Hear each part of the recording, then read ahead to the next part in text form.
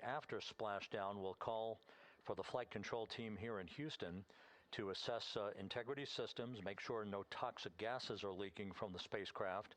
And first order of business will be the command to inflate the crew module uprighting system bags, the 5 inflatable airbags that will be inflated with helium to maintain its upright position as it bobs in the Pacific before the recovery forces reach the crew. About 15 minutes after splashdown is when we expect the green light to be given to power down integrity systems, at which point the recovery teams will begin to make their way toward the vehicle to set up that inflatable life raft called the front porch, buttressed alongside the spacecraft. That will be the precursor to the opening of the hatch and the extraction of the crew members, one by one, into that raft, giving them a chance to get their land legs back as they feel the first sensations of Earth's gravity in 9 days and their high-speed return to Earth, with their peak speed reaching some 24,661 miles an hour.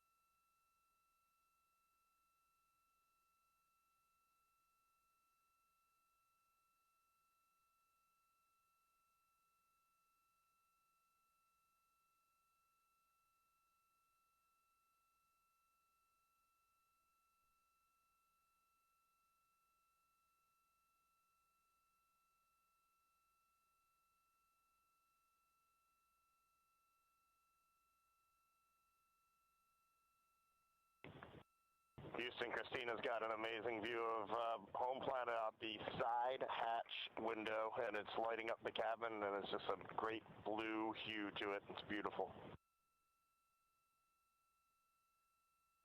That is amazing. When you kicked us out of the cabin, we turned on one of the SAW cameras and also had the Earth's reflection on one of the arrays. It was very cool.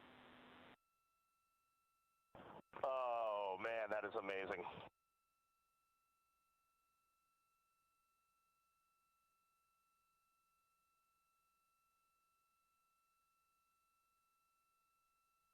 This is Mission Control Houston. Commander Reed Wiseman reveling about the view of the Earth from a distance of less than 17,000 nautical miles now. The cabin audio cable and boom mic are in F3 large, stowed. We copy. The view that Reed Wiseman is describing is the view you're looking at right now as the Earth grows larger in the field of view with each passing moment.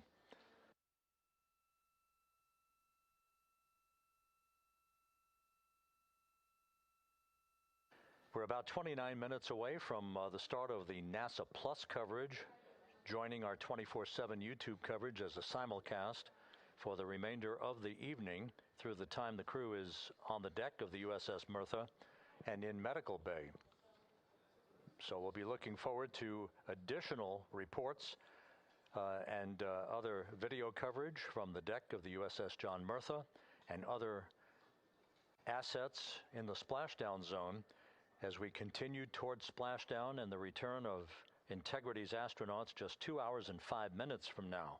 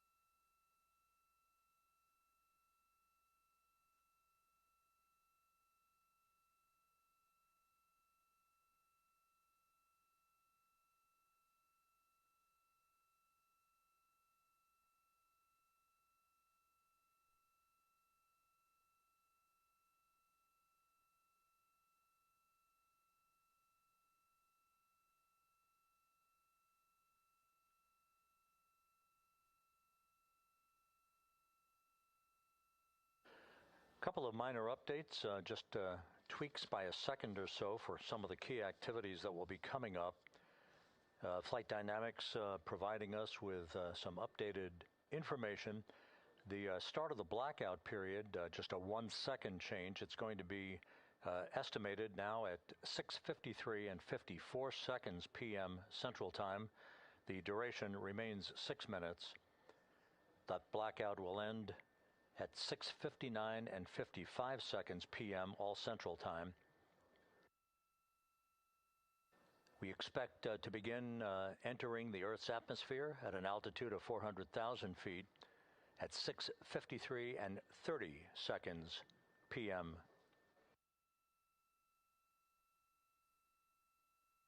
And 1 second difference now in our splashdown time, if everything unfolds the way we believe it will. Splashdown now scheduled at 7:07 and 8 seconds p.m. Central Time, 7:07 and 8 seconds p.m. Central Time, 5:07 and 8 seconds p.m. Pacific Time at the splashdown zone off the coast of San Diego.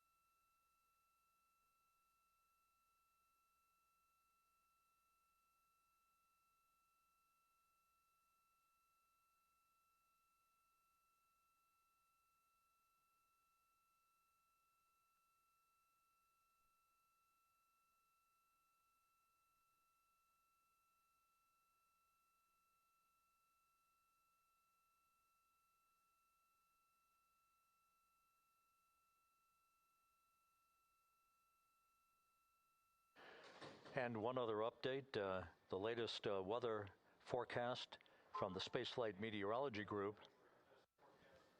passed on to Flight Director Rick Henfling, calls for the clouds in the splashdown zone to be in the process of dissipating. The winds are somewhat reduced, now just 6 knots. The wave height's still less than 4 feet. All go forecast.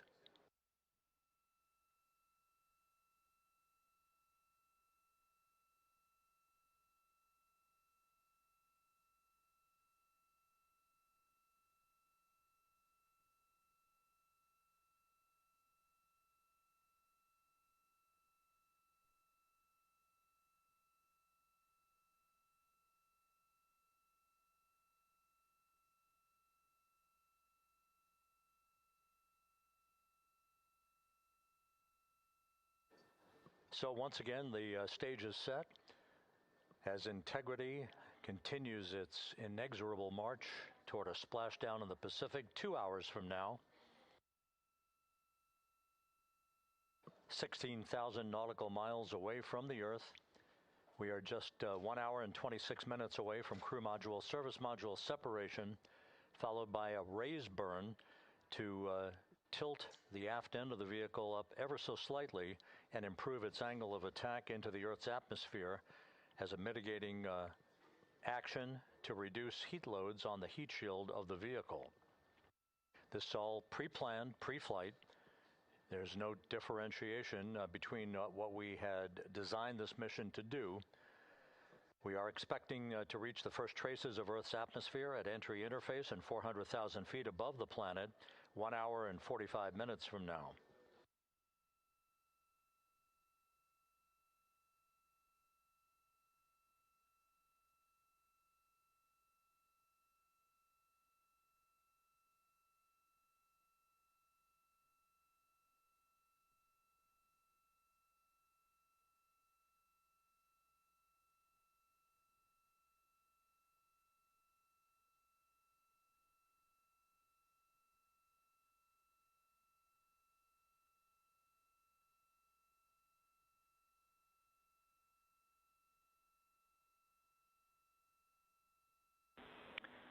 Integrity, Houston. Cabin temp cold soaking is initiated. Copy that, Jackie. CO2 is 5.5, and we are still doing good on board. Christina and Jeremy are beginning suit down.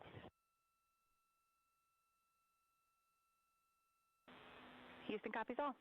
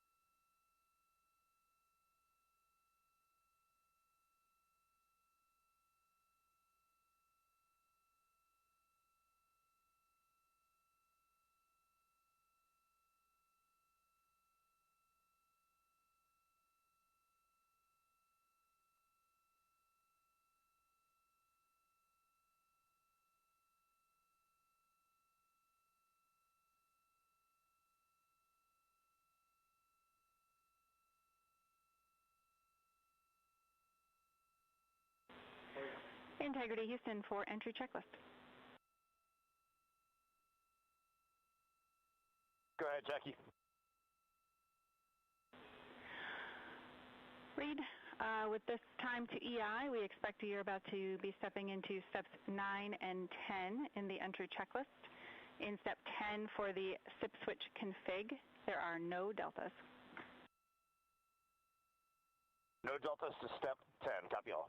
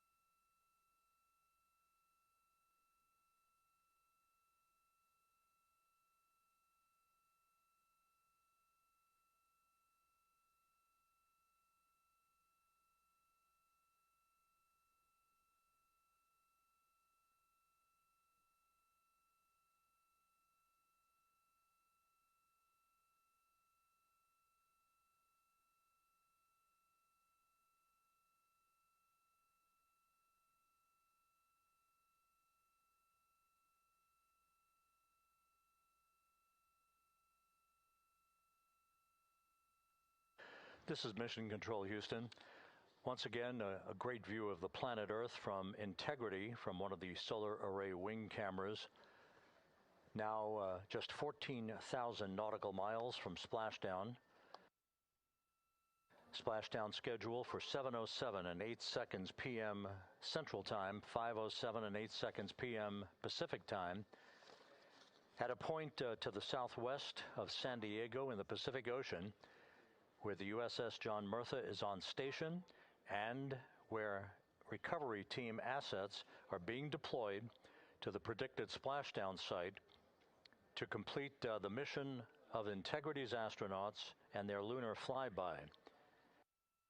With the Earth growing larger in the field of view, the next major milestone, just 1 hour and 13 minutes from now, will be the separation of the crew module from the European service module.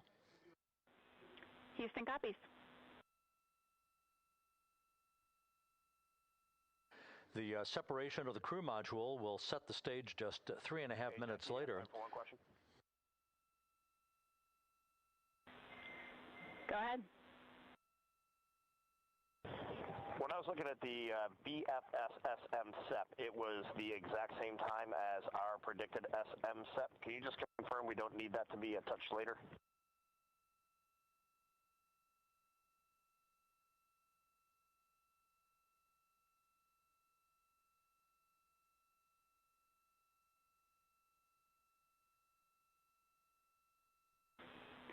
And Reed, matching is expected. That's when the sequence will begin for that whole SEP config. Outstanding. Thank you for the verification. Here in Mission Control in the Artemis Flight Control Room, Capcom Jackie Mahaffey confirming some of the timeline activities with Commander Reed Wiseman aboard the vehicle. The crew has suited up in its launch and entry suits, ready to begin the critical phase of this mission. Their homecoming to a high-speed entry and a parachute-assisted splashdown in the Pacific. Once again, the next major milestone, 1 hour, 11 minutes from now, the separation of the crew module from the European service module as Artemis's astronauts head home to complete this historic flight.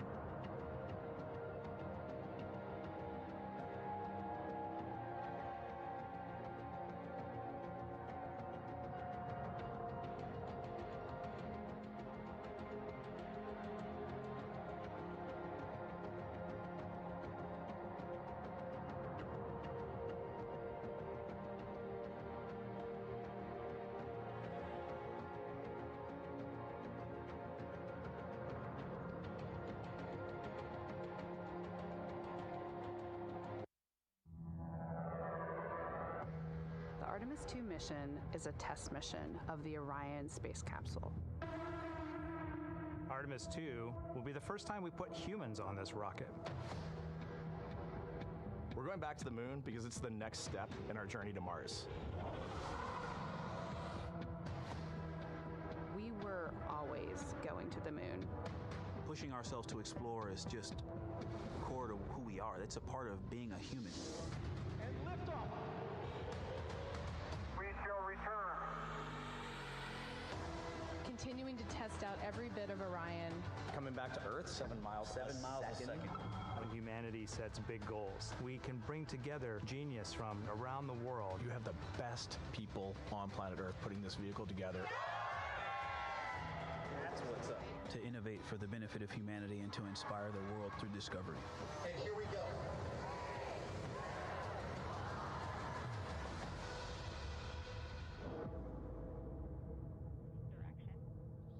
Direction. 1972, 2:25 p.m. Eastern Standard Time. The Command Module America splashes down in the Pacific with Gene Cernan, Ron Evans, and Jack Schmidt aboard as the Apollo 17 mission came to an end, along with humanity's first series of expeditions to the moon. Today at this hour, you are looking live at our planet from the Integrity spacecraft, heading for a splashdown in the Pacific off the coast of San Diego just 1 hour and 35 minutes from now. And good day from the Artemis Flight Control Room here at the Johnson Space Center in Houston, where the entry flight control team is on duty at this hour, led by Flight Director Rick Henfling, joined on console with the voice you'll hear talking to the crew throughout the course of the day. That is Jackie Mahaffey, second from your left.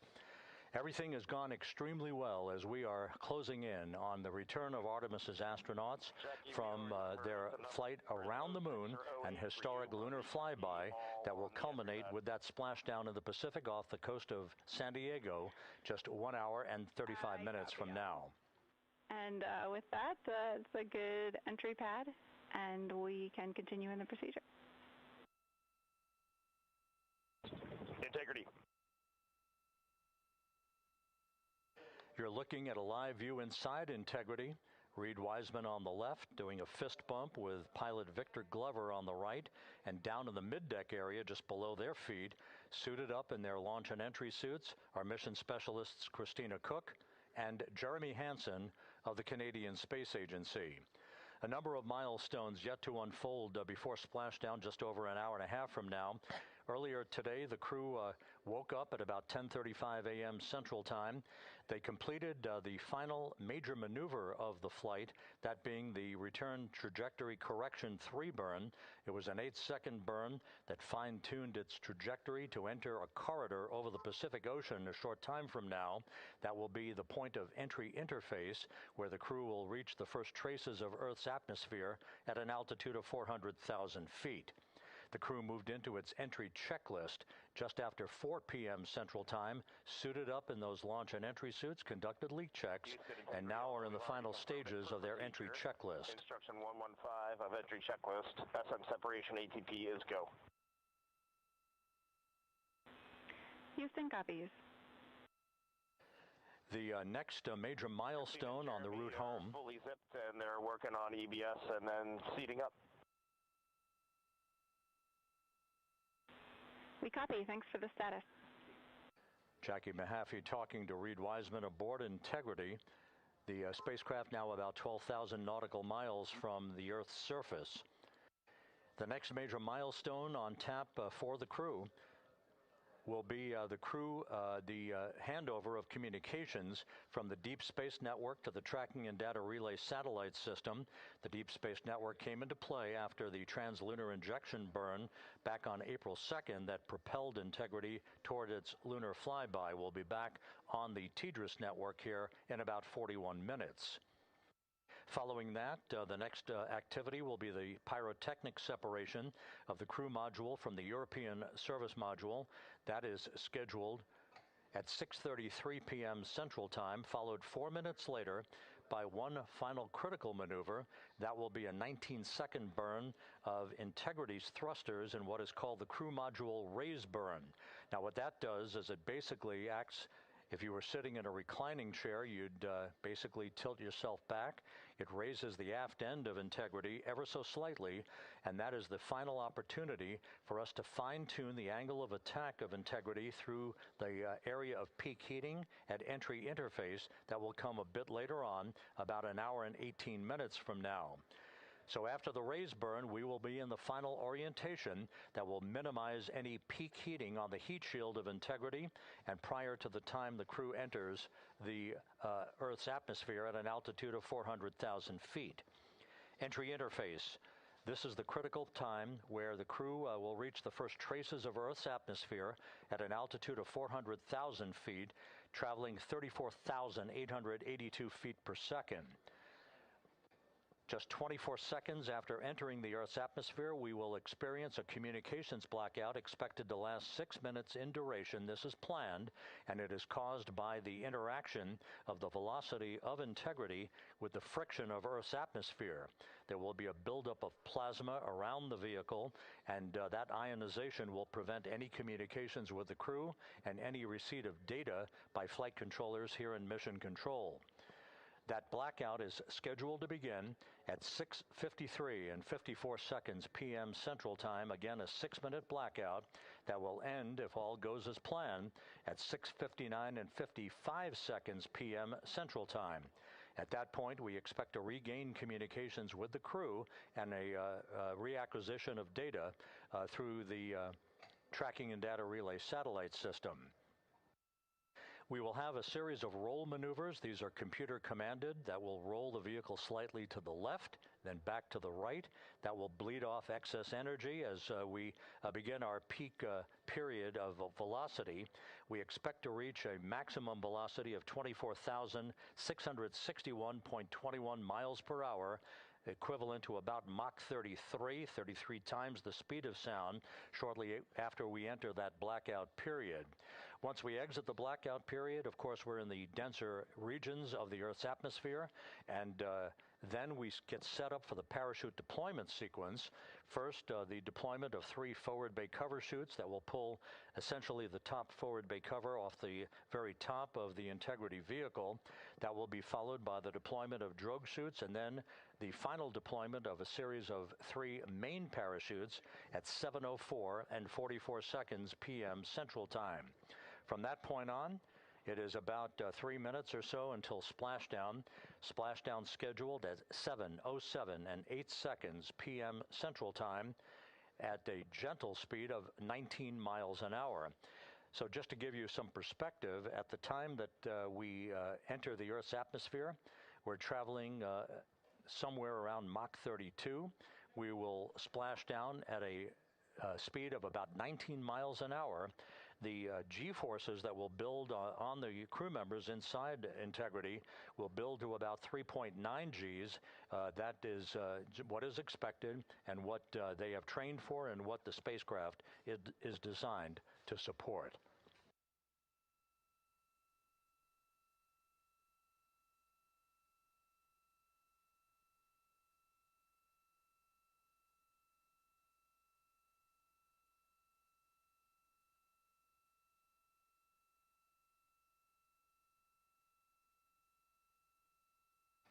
The latest weather forecast out in the recovery zone off the coast of San Diego is a go forecast from our meteorologists here at the Spaceflight Meteorology Group at the Johnson Space Center. And standing by on the deck of the USS John Murtha is my colleague from the Kennedy Space Center, Megan Cruz. Megan?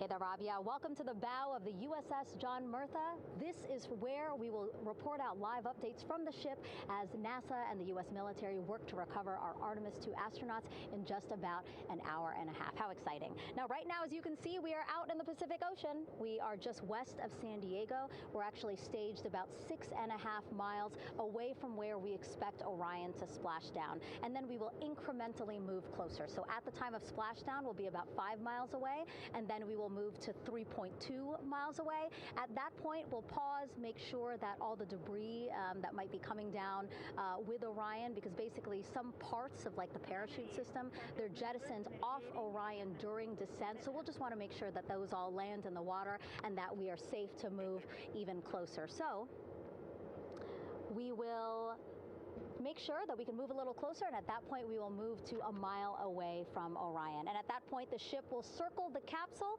while NASA and Navy recovery forces work to get our astronauts out, and we should have great views of the bow from here. But also we have a ton of cameras all around the ship.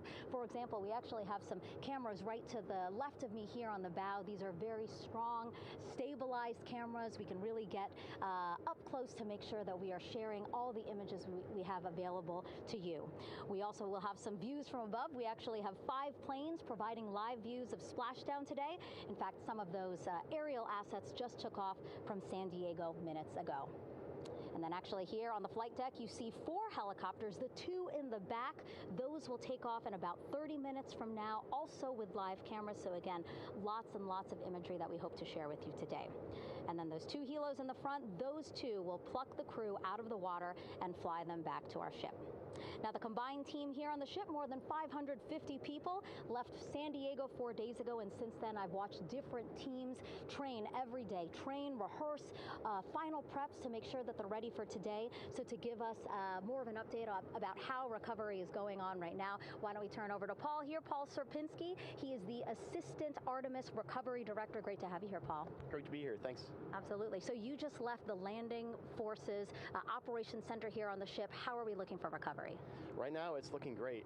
When I left, they were just about to get into weather briefing with Mission Control Center in Houston, but listening to the loops this morning and everything that's been going on, the reentry trajectory correction burn, the return trajectory correction burn went great. They were right down the money, right on the money, right down the middle, where they should be coming back. Our forces here are teams out in the water. All our boats are launched or will be imminently. So yeah, it's just coming along great. Yeah. It's really nice to see. We did see some of those boats float behind us. We were hoping to give you a live view, but of course they floated right out of the camera shot as you came to us. But so basically the team right now here on the ship, basically like monitoring mode, but really things will pick up about 15 minutes after splashdown. Yeah, so a couple minutes before splashdown, things start happening really, really fast. Mm-hmm. Some events during the re-entry, they're maybe a second or 2 apart, and so it just takes a whole lot of effort and a lot of updates back and forth between us and Houston to try to keep track of everything that's happening, all in real time. And then after splashdown, that's when the recovery team really kicks into high gear. We have our boat teams, our boat crews going out, our divers doing hazardous assessments as they get progressively closer to the capsule, making sure it's safe for all of our people to go in, and it's also safe for the astronauts to come out, because really at the end of the day, that's what we're here for, is we're going to make sure that the astronauts get home safe after their tremendous journey to the moon and back. But then also we have, like you mentioned on a minute ago, all of our imagery helicopters are taking imagery, camera shots of it as it's coming in all the way through splashdown. I mean, they'll see it as soon as it crosses the horizon, all the way to the ocean here. And then afterwards, we have to recover actually Orion to bring it into the well deck of the ship. Absolutely, yeah. And so once the astronauts are safe on board, then those same dive teams are going to transition into securing the capsule. They'll position some equipment around it to kind of facilitate that. The ship will move into position. We'll attach a really big winch line to it, and then a bunch of tending lines. We'll pull the capsule around behind the ship and then start to slowly bring it in. And then, Orion comes in, goes hard down, and everyone cheers. Great day. Great day, exactly. Lots to coordinate, a lot to manage. Basically, planning for this recovery, Artemis II recovery, started a month after Artemis I launched. That was the uncrewed test flight of the Space Launch System rocket, as well as the Orion spacecraft. That was November 2022, a month later, all the planning for this. How does it feel to be so close to welcoming our friends, our astronauts home? I mean, for the whole team, I walked around the ship this morning just kind of visiting with a lot of people, a lot of groups, and just kind of get the feel of them. And everyone has that same kind of mentality. Everyone's excited. Everyone's thrilled to see all that work that we've been doing, like you said, for the last 3 years, since right after the last one came back till now, and some people even further back. Some of them go back a decade or more. So everyone is just excited, and they're ready. They're really ready for this, and just to be able to see our crew come back, that's going to be a thrill for everyone. How are you feeling? Are you ready? Is this something you ever thought you'd be doing? I'm ready. I'm excited. This has been the pinnacle of my career so far. It really has. I've seen a lot of firsts, a lot of lasts, but I can't think of ever topping seeing the first crew to go to the moon and back in 50 years, and to be here and be a part of that. And it's just a tremendous privilege. And on behalf of the whole team, I'm thrilled, and so are all of us. We're ready. Yeah, I definitely think that those words really embody how everybody on the ship is feeling. So thank you so much, Paul. I appreciate you being here. Absolutely. And so, Rob, we'll toss it back to you again. We will continue to join you with live updates from the ship as much as possible. Thank you, Megan. Back here at the Johnson Space Center, the entry team of flight controllers looking over the shoulders of Reed Wiseman and Victor Glover there on the flight deck of Integrity, and again, just below their feet in the mid-deck area, if you will, Christina Cook and Jeremy Hansen of the Canadian Space Agency. They're in the final review of their entry procedures and all of the activities that will follow here very shortly in trip hammer fashion. We should note that after splashdown occurs, the flight control team here in Houston will be monitoring the orientation of the Integrity spacecraft. We are expecting it to splash down upright in what is called the Stable 1 configuration, with the top of the spacecraft pointed upward. Stable 2 would indicate that it is upside down in the water. Regardless of the orientation, there will be 5 inflatable airbags called the CMOOS system. That's the acronym for Crew Module Uprighting System. We are suit on complete. Houston copies. Reed Wiseman acknowledging that the final steps in suit donning are now complete for the crew. Leak checks have been completed earlier. The CMOOS system, those 5 inflatable airbags, will be inflated with helium.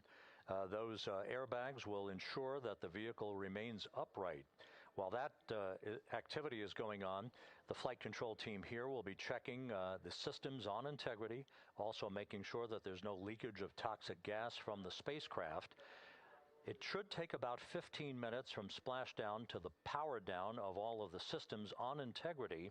And at that point, assuming everything is in a nominal fashion, then the green light will be given for the Navy recovery teams to begin to make their way closer to Integrity to begin the erection of a large inflatable life raft called a front porch that will be buttressed up alongside the hatchway to the spacecraft. That life raft will be used to bring the crew members out of this vehicle once the hatch is open, one by one. They'll get their land legs back after 9 days of weightlessness before they're put in harnesses to be hoisted one by one in sequential fashion, in an alternating fashion, to the 2 hovering Navy helicopters overhead. Houston Integrity for a status. Go ahead. Seats 3 and 4 are connecting umbilicals. We're going to be stepping into leak check soon. 1 and 2 will be seated. 3 and 4 will be free float, and we'll configure EPROC accordingly. Houston copies all. Reed Wiseman talking about the current procedures with the suiting of the crew members and subsequent leak checks, a final leak check for all 4 crew members. Everything is actually running a few minutes ahead of schedule.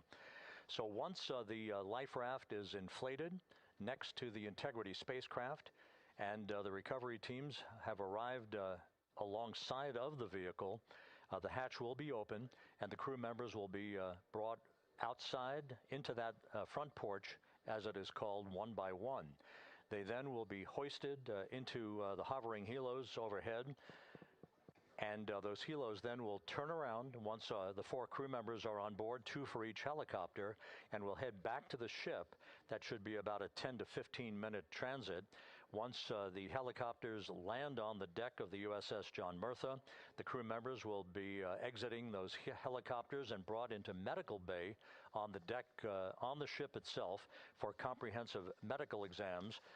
They will spend a period of time yet to be determined on board the USS John Murtha before they are flown by helicopter to the shore in San Diego, to the San Diego Naval Air Station, and ultimately will board a NASA jet for the flight back to the Johnson Space Center here in Houston. Just to recap some of the key times that are coming up, we are expecting the separation of the crew module from the service module just 43 minutes from now. That is expected to occur at 6:33 p.m. Central Time, 7:33 p.m. Eastern Time. That will be followed just 4 minutes later by the crew module raise burn, the use of Integrity's thrusters one final time in a 19-second burn to slightly tilt the vehicle up into the correct orientation or angle of attack to ensure that it enters the Earth's atmosphere at the right angle, if you will. That will help deflect the buildup of heat against Integrity's heat shield. This was a deliberate move, a change in the procedures from the Artemis I mission that resulted in unexpected char loss on the Avcode heat shield that had not been intended based on the entry trajectory for the Artemis I mission. What we're doing is we deliberately changed the trajectory of the entry from a skip entry that was about a 3,000-mile transit across the Pacific Ocean. We are expecting now from entry interface to the point of splashdown to have a range of just 1,701 nautical miles, and that in of itself will reduce the exposure time of heating on the heat shield of the spacecraft. Once the raise burn is complete, then the stage is set for entry interface at 6:53 and 31 seconds p.m. Central Time. That means that Integrity will be entering the Earth's atmosphere at an altitude of 400,000 feet, traveling at about 34,882 feet per second, heading for its splashdown site off the coast of San Diego, as you just heard from Megan Cruz on the deck of the USS John Murtha. Splashdown once again under those three main parachutes is expected at 7:07 and 8 seconds p.m. Central Time, 5:07 p.m. Pacific Time, 2.5 hours before sunset. The actual total distance traveled for Integrity from launch to splashdown is estimated at 694,481 statute miles. Now that includes the first high elliptical Earth orbit following launch that enabled Integrity to move to 43,000 miles above the Earth at its apogee, and enabling a 24-hour period of systems checkouts before the flight control team here and the mission management team gave approval for Integrity to conduct its translunar injection that propelled it on its way to the moon and its historic lunar flyby. So the total distance we expect this vehicle to have traveled at splashdown, 694,481 statute miles.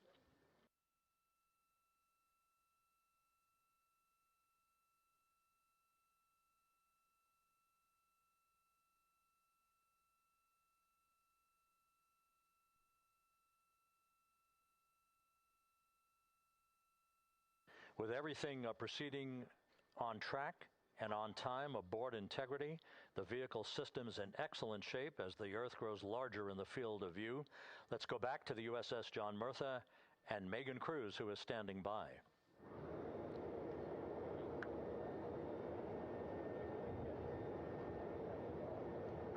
Hey, yeah, Rob, welcome back. Again, we are out in the Pacific Ocean, staged just about 6.5 miles from where we expect Orion to splash down now in just over an hour. How exciting. And the weather, awesome conditions here. I know you see some wind blowing around my hair, but really nothing to speak of when it comes to having to recover our astronauts, as well as no waves here, really. So yeah, we're expecting a really great day. Also, hopefully, some really great views. You can see behind me that some of the clouds are starting to break up, so that's really exciting. And now Now, of course, this ship has a lot of people ready and excited to welcome our crew back home, including Dr. Rick Schuring here. He is a NASA flight surgeon. Great to have you here, Rick. You too, Megan. It is a blessing to be out here this day with our teams. We've trained 3 years for this nonstop with the U.S. Navy and along with EGS, and we've so looked forward to this day. And you know, just by God's grace, everything's parting, the skies and everything. The crew's doing great. Looking forward to come back, and our teams are ready. So this is one of those days you've dreamt about, and now it's finally here, and we're ready, and just thankful to be a part of it. Yeah, and you play a really integral role. When was the last time you spoke to the crew, and how are they feeling in this last hour before splashdown? Sure.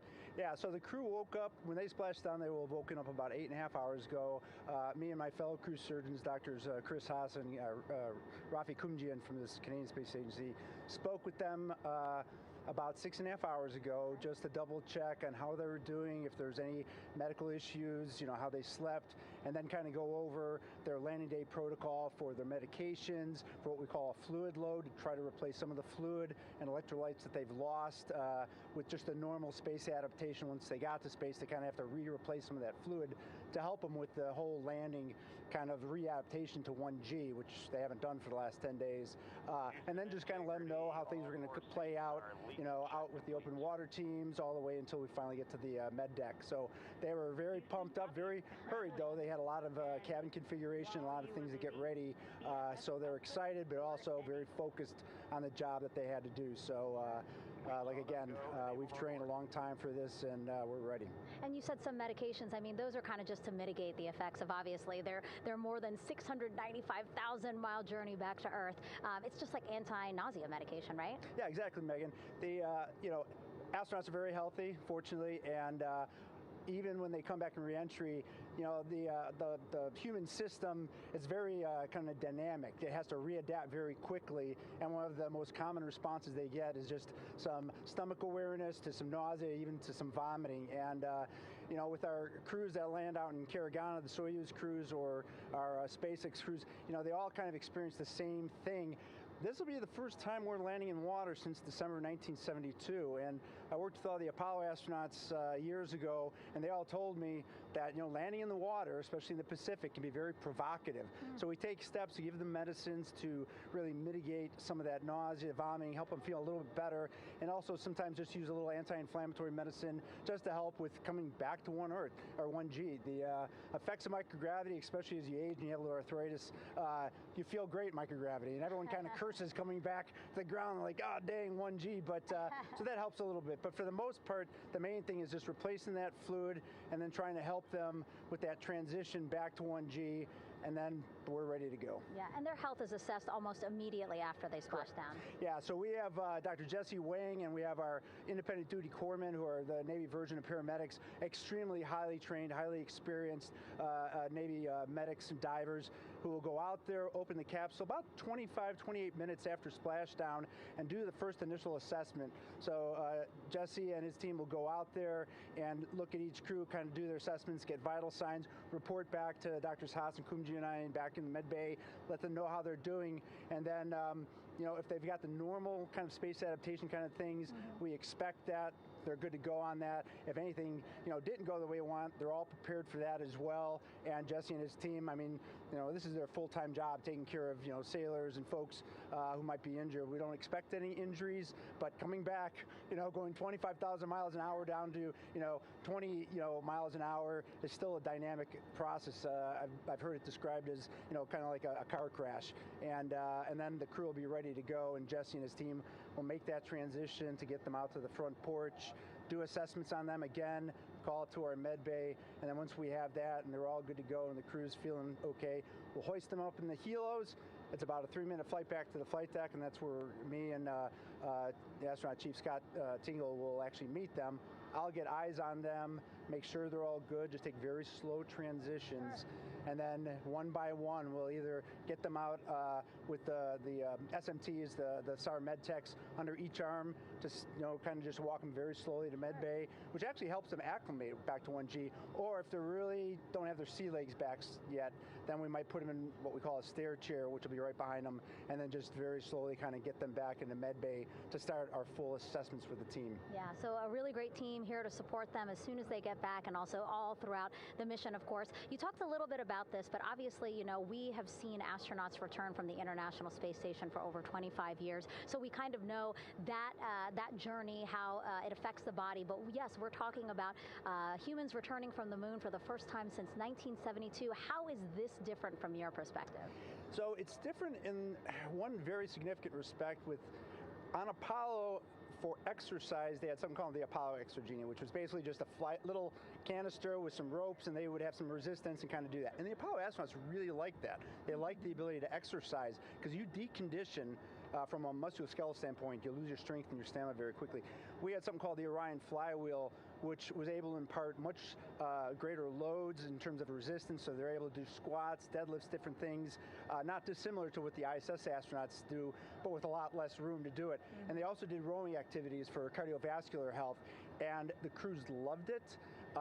But for the lunar crews, the future lunar crews, maintaining that physical conditioning, which our astronaut strength conditioning rehabilitation specialists, affectionately known as the ACERs, back in Houston, really work hard to get them in the best shape they're going to, have to be in to get to the moon.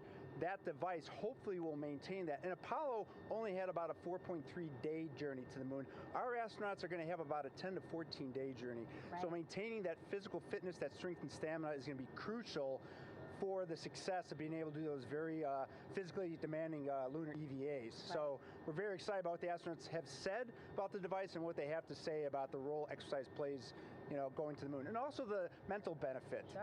They just really like sweating, breaking the sweat, and actually just feeling like they're just getting a workout. Right. So thank you so much, Rick. I really appreciate it. I know they're going to be in good hands, so we'll let you get back to it. Thank you so much. Megan, thanks for the time. Back to you, Rob.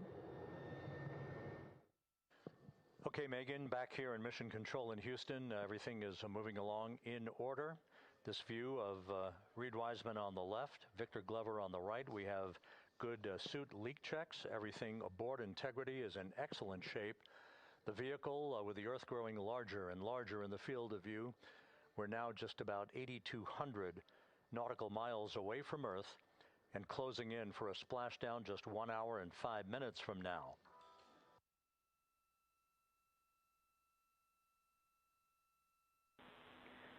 Integrity, just under a minute till your GPS maneuver initiates, and both GPS units look eager to acquire. Outstanding. Seats 3 and 4 are working on seat strap in now. Houston copies. Once again, as we start to close in on some of the major milestones, the first one coming up in just 31 minutes. And Integrity, just confirming the LCG gas trap was able to be closed out. Affirmative. Copy. Crew module, service module separation scheduled just 31 minutes from now. The key point of interest, of course, will be the performance of Integrity's heat shield during its high-speed entry back into Earth and the peak heating that is expected around the spacecraft of some 4,000 to 5,000 degrees Fahrenheit. On Artemis I, as I think most folks know by now, we flew a trajectory known as a skip entry, in which we performed an initial dip into the atmosphere to bleed off some energy. Then we skipped out of the atmosphere and dipped back into the atmosphere before splashing down in the Pacific. But after the mission was over with, we noticed unexpected liberation of some of the charring effects on the heat shield known as AVCOAT. Before the flight, we had an opportunity to sit down and talk with Entry Flight Director Rick Henfling to get a perspective on what this all means and how the mission was redesigned to try to protect Integrity's heat shield to a higher extent. Let's take a look at that interview. Returning from the moon is a lot different than deorbiting from low Earth orbit. When we return from the moon, we expect to achieve velocities upwards of 36,000 feet per second. And in order to slow down to a nice, graceful splashdown in the Pacific Ocean, the flight crew is going to experience between 3 and 4 times the force of Earth's gravity. On Artemis I, pressure buildup inside the char layer of the heat shield resulted in the char losses we saw. NASA established a Tiger team whose job was to investigate the cause of the problem and then make recommendations on how to fly the Artemis II mission safely and successfully. And so for Artemis II, we are going to fly a profile that ensures the spacecraft will not see that same type of pressure profile. And so the char losses seen on Artemis II will not be like the ones that we saw on Artemis I. Rick Henfling indicated that the orientation of the spacecraft and the shortening of the distance of transit to the splashdown zone from the point of entry interface when we reach the top of the Earth's atmosphere, which will be coming up at 6:53 and 30 seconds p.m. Central Time, should do the trick in minimizing the deleterious forces against that heat shield that were noticed on the Artemis I mission. And we think we see a beautiful sunrise over the west coast of Australia.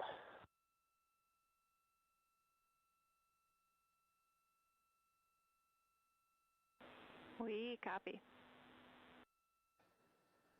Commander Reed Wiseman reveling in his final hour in space on this mission as Integrity is passing over the southwest coast of Australia now at an altitude of some 7,600 nautical miles. That will begin the southwest and northeasterly transit across the Pacific Ocean. Let's talk a little bit more about some of the highlights and some of the numbers associated with the points of interest here. We are 27 and a half minutes away from crew module, service module separation. That will be followed about 3.5 minutes later by the raise burn that we've discussed, a 19-second burn of Integrity's thrusters to fine-tune its angle of attack as it enters the Earth's atmosphere. Entry interface is scheduled 47 and a half minutes from now.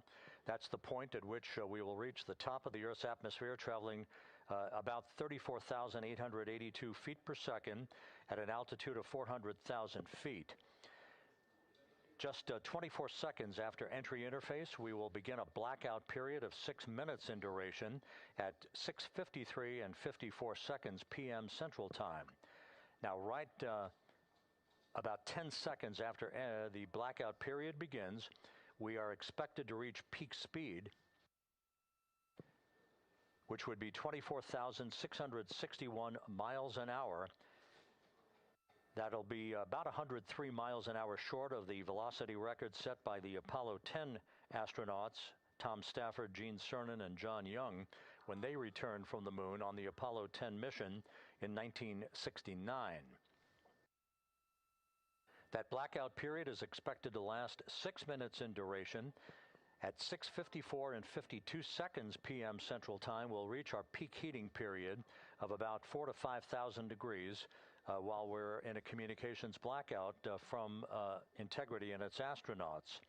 That blackout should end at 6:59 and 55 seconds p.m. Central Time, at which point we expect to regain communications with the crew. Capcom Jackie Mahaffey here in the flight control room will be talking to the crew, calling them, and we'll await a response from the crew as they come out of that blackout period. And at that point, their altitude will be just 157,000 feet above the Earth, traveling at 13,000 feet per second with a range to splashdown of just 147 nautical miles. From that point on, the next key series of events will be the deployment of a series of parachutes that we discussed before. First, the forward bay cover chute deploy that will pull the forward bay cover away from the top of Integrity, followed by drogue chute deploy and then the main chute deploy that's expected at 7:04 and 44 seconds p.m. Central Time. That will begin the gentle descent of Integrity towards its splashdown at just a velocity of just 19 miles an hour. And that will begin the recovery operations that you just heard Megan Cruz discuss with her folks on the USS John Murtha. All of Integrity's systems in great shape. The crew is suited up. Leak checks complete as we stand by for the next major milestone, which will be the crew module service module separation just 24 and a half minutes from now.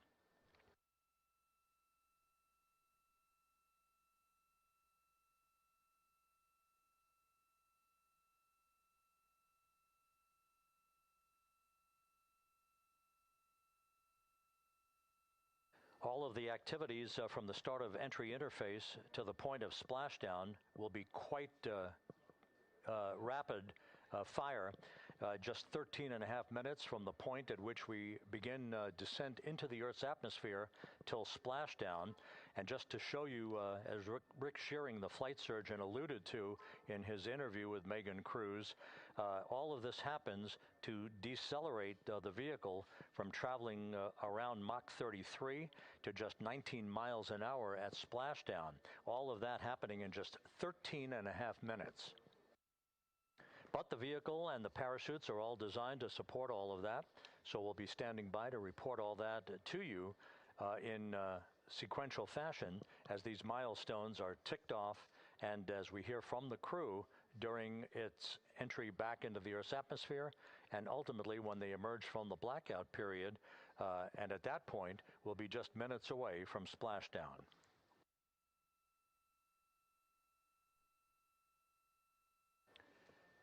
So with all of those preparations ongoing, we can return here briefly for another report from the USS John P. Murtha and Megan Cruz. Megan?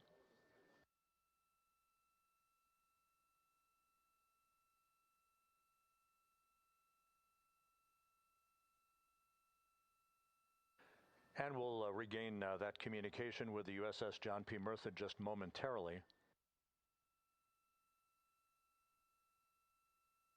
In the meantime, everything is on track aboard Integrity, the flight control team here in Houston, led by Entry Flight Director Rick Henfling. The voice you will hear talking to the crew is that of Jackie Mahaffey. She will be reporting everything to the crew and receiving their reports as they enter the Earth's atmosphere for their 13-and-a-half-minute plunge back into the atmosphere for splashdown off the coast of San Diego. Now we have the ship back with us and Megan Cruz aboard the USS John P. Murtha. Megan? 11 balloon, right?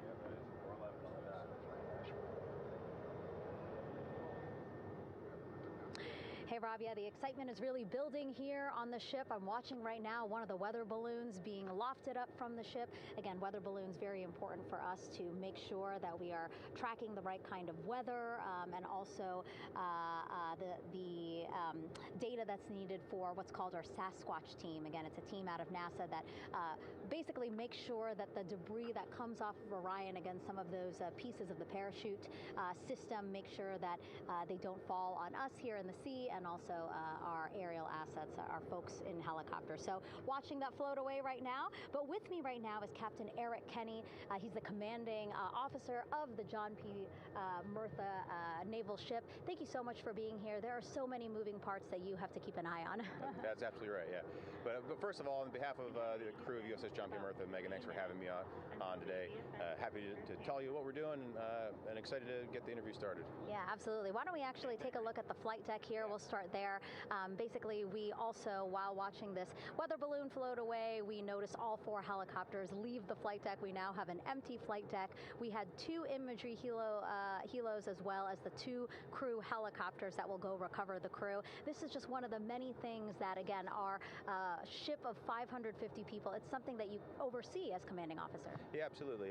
Every commanding officer, I would say really every naval service member, our priority is always safety. And as the commanding officer, I take that as one of my primary roles here on board. Mission accomplishment is important, safety always. So my day really has, I would say my message to the crew has sort of changed over the past 24 hours. As we're leading up to today, we've been building up the excitement and motivating the team for the training that we've executed. But really over the past 24 hours, now I'm trying to get us to slow down a little bit. Trust our training, right? Don't believe all the hype. Don't believe everything that's going on. Just let's trust what we've done to get to this point.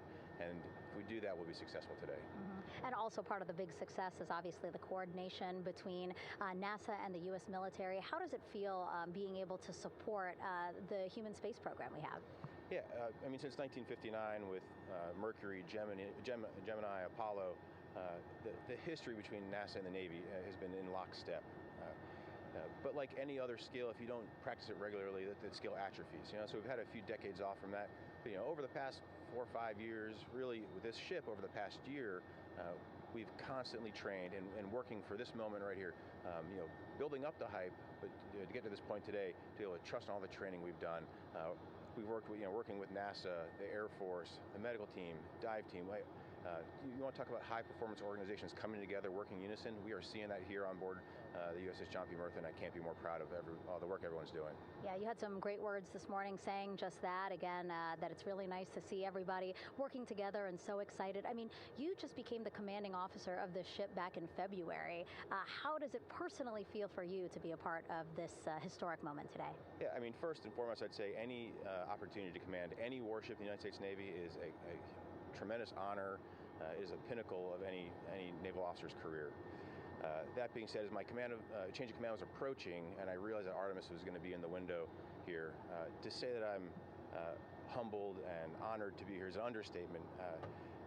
What really just excites me is the opportunity to see this crew, who has been training so hard over the past year plus, come together. It is what inspires me. Listening to NASA and the ownership and pride they take. They make my crew better. I think we're making NASA better together. That synergy is something that I'm happy to see and hopefully take forward with me in my career. Yeah, it's all about partnerships. We couldn't do it without you, and we couldn't have gotten to the moon without our international partners as well. So thank you so much, Captain. It was really great to have you here today. Thanks, Megan. Awesome. All right, Rob, back to you. Thank you, Megan. Back here in Mission Control in Houston. We just had a quick view of the crew. We'll get that view back, and there they are again. Here in Mission Control, the entry team of flight controllers led by Rick Henfling and Jackie Mahaffey serving as the spacecraft communicator. We have just handed over communications links from the Deep Space Network that we communicated with the crew through from the time of the translunar injection burn back on April 2nd. We've just handed back to the Tracking and Data Relay satellite system as we prepare for the crew module service module separation that will take place just 17 minutes from now. With the Earth looming in front of Integrity as it barrels back for a splashdown of the Pacific just 50 minutes from now, we're just 5,700 nautical miles from splashdown. Just one other quick note about the comparison from the Artemis I entry profile to the Artemis II entry profile and how that is serving as an extra layer of protection for Integrity's heat shield. The Artemis I entry had an entry range of some 3,178 nautical miles, a very long downtrack and a very longer period of exposure to heat loads than we're experiencing tonight. It also had that skip entry profile that we discussed earlier, dipping into the Earth's atmosphere, then back out, then back in. It was about 20 minutes of exposure. Integrity, Houston, comm check on TDRS. Jackie, we have it loud and clear on TDRS. We have you the same. And there's one of the weather balloons being deployed from the USS John P. Murtha.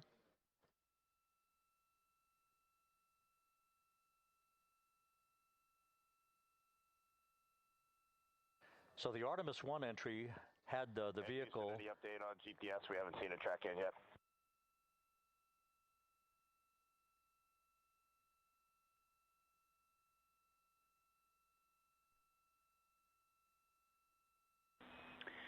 Reed, we are watching. We are starting to get into the window where they may start acquiring, so should be within the next 10 minutes.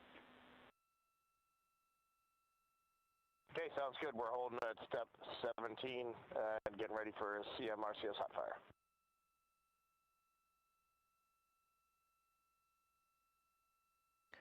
And that exchange indicating that we are expecting to acquire data from the GPS system on board. That'll be a navigational tool that will basically tell Integrity's computers that they're on track down the center line of the corridor for the entry interface that will lead them to their splashdown point.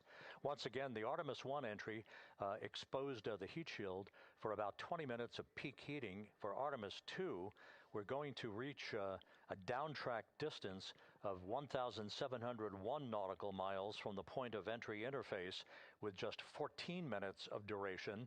And it's basically a different angle of attack, a little bit steeper angle of attack that will protect the heat shield from excessive heat loads. So that is the difference between Artemis I and Artemis II, all designed into this mission to gather data, to protect the heat shield, since the Artemis III mission and beyond will have a different designed heat shield that will allow that skip entry type of profile to be resumed for all of the future missions coming back from the south pole of the moon when we initiate lunar landings. So we've handed over to the Tracking and Data Relay Satellite System. That's where we'll have communications for the rest of the flight. Just to give you some time hacks here, we're 13 and a half minutes away from crew module, service module separation, and just 17 minutes away from the raise burn, that 19-second firing of the thrusters that will basically be the final fine-tuning of the angle of attack for Integrity as it enters the Earth's atmosphere.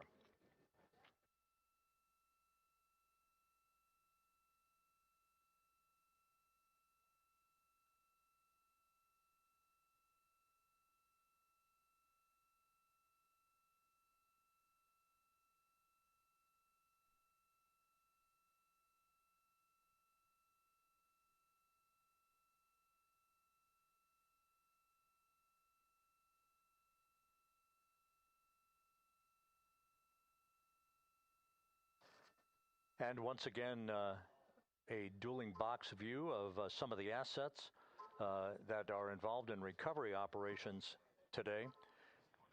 The Integrity, cabin configured, all crew suited and seated. Houston, copies. That confirmation from Reed Wiseman aboard Integrity, as you see the assets being deployed to the splashdown zone. At the time of splashdown, we expect the John P. Murtha to be about 5 miles away from Integrity, keeping a safe distance until we are sure that the vehicle is in the water and upright, and that it is in a good configuration system-wide for the recovery teams to begin to approach the vehicle to erect that inflatable raft. 2 minutes to CM RCS warm-up hot fire. We're ready. That call from spacecraft communicator Jackie Mahaffey indicating that we're 2 minutes away from a quick burst of the reaction control system. Thrusters, that will be a hot fire test prior to the separation of the crew module from the service module. The European service module has performed flawlessly throughout this flight. Everything, all the burns that had been prescribed for that service module have been executed on time and without a problem. There is the European flight control room that has overseen the manufacturing, the design of the European service module. They deserve quite a bit of credit on this mission for not only propelling the Integrity and its astronauts toward the moon, but also conducting the fine-tuning of its trajectory to bring it to this point where we are dead spot on down the middle of the corridor trajectory-wise to bring Integrity down for its splashdown in the Pacific just 44 minutes from now.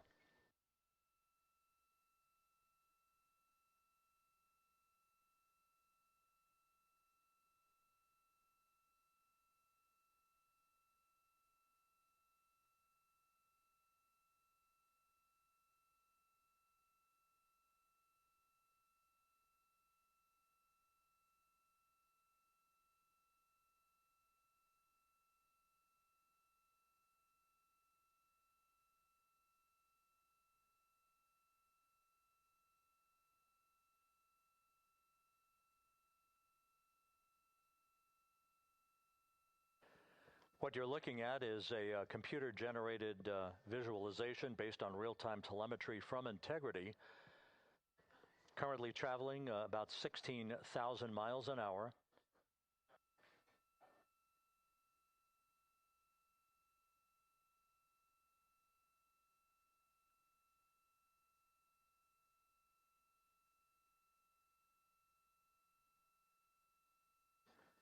Integrity traveling about 16,000 miles an hour. For the prop cautions, we're taking a look.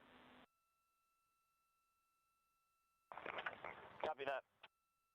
Now just about 5,100 miles from Earth. Splashdown scheduled 43 minutes from now. We're just 9.5 minutes away from the crew module service module separation.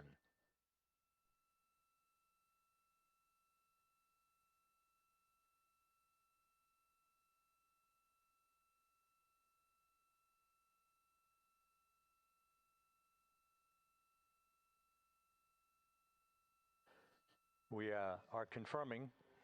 Integrity, we are assessing details, but so far looks like a good hot fire. Looks good on board, Jackie. Thank you. And Jackie Mahaffey took the words out of my mouth. I was just about to say that we had a good hot fire test of the thrusters in advance of the crew module service module separation that's coming up just 8.5 minutes from now. This will begin the period in which we will have rapid-fire succession of critical activities on board that will lead to entry interface just 28 minutes from now, where the vehicle will enter the Earth's atmosphere at an altitude of 400,000 feet.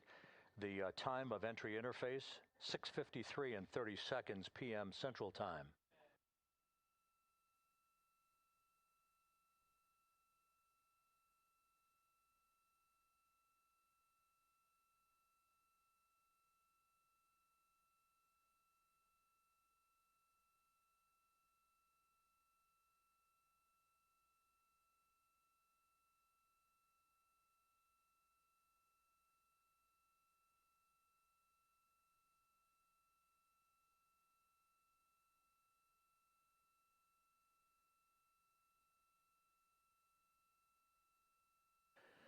Integrity's astronauts were awakened at mid-morning to begin their entry preparations.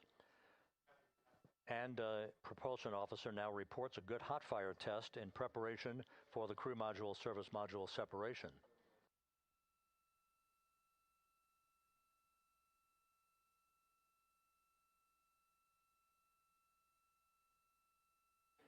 We're now inside 41 minutes until splashdown. Integrity Houston, we have confirmed a good CMRCS hot fire. And although we are not seeing GPS acquired yet, you can skip the troubleshooting steps in 157 for now. Integrity copies.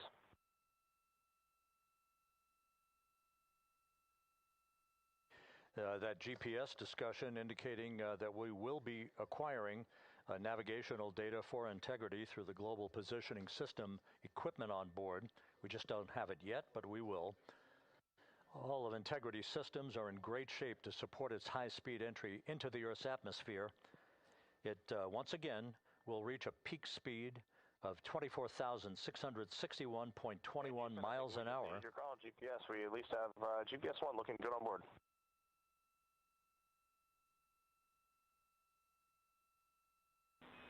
We are confirming.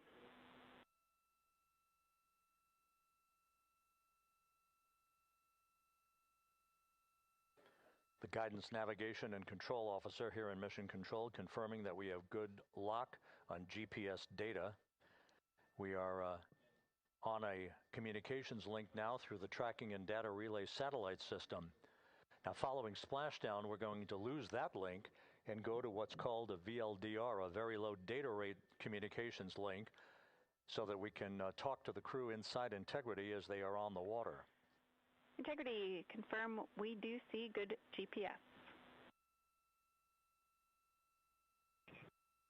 We do too, especially GPS 1 is accepting in nav channels 1 and 3. That GPS data is basically telling Integrity's onboard computers its position relative to the Earth, but its trajectory and its orientation according to flight dynamics and the Guidance, Navigation, and Control Officer is spot on. We have now armed the pyros for the crew module service module separation coming up less than 5 minutes from now.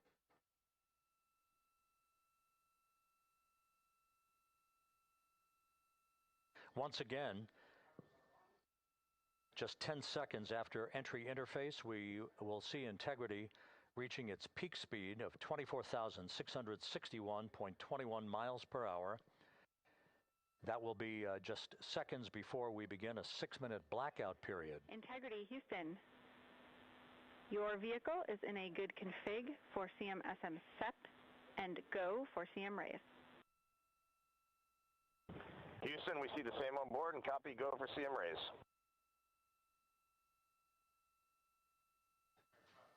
That CM raise referred to as the slight firing of 19 seconds by Integrity's thrusters with a change in velocity of 9.9 feet per second, a slight nudge of the aft end of the vehicle so that it's tilted a bit upward, providing the final angle of attack as the vehicle enters the Earth's atmosphere. This being the mitigating factor that will reduce heat loads on the heat shield as we reach a point downrange from the start of entry interface, some 1,701 nautical miles to the splashdown site.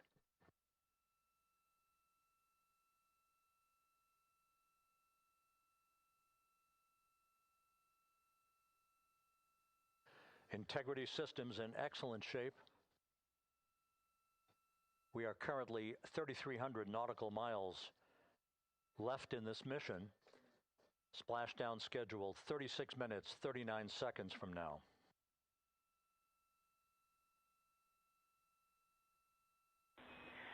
Integrity, Houston. For the 2 enabled prop cautions, what happened is while the thrusters were firing, multiple pressure sensors on each of the strings diverged a bit from each other. Those limits look to be set pretty tight. We think it could happen again when the thrusters fire in the future, so we are going to suppress those messages. We concur with suppress, not inhibit. Thank you. That exchange between Jackie Mahaffey, our Capcom for tonight, and Reed Wiseman aboard Integrity, indicating basically to ignore sensor data. All of Integrity systems are in good shape.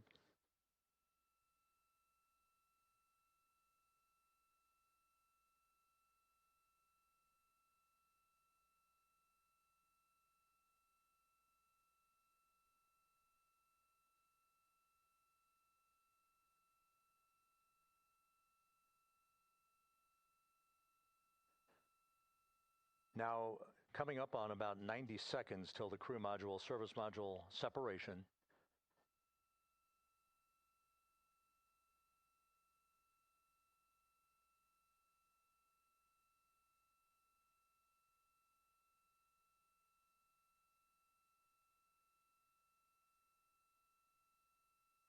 All quiet here in Mission Control as we enter the most critical phase of the completion of this flight. All of the preparatory activities leading up to the vehicle entering the Earth's atmosphere just 21 minutes from now.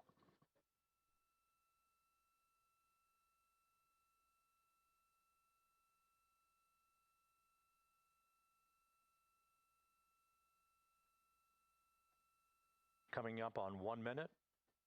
Mark 1 minute till crew module, service module separation.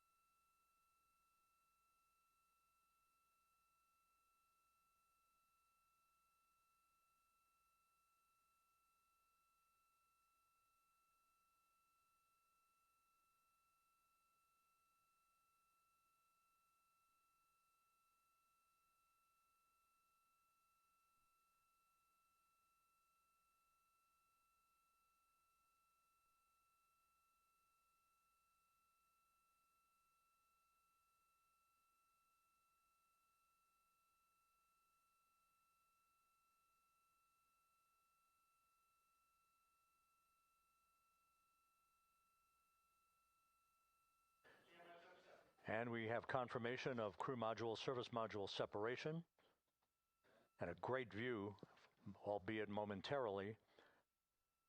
Houston, good step on board. Houston copies and concurs. The European service module now separated from Integrity, a job well done.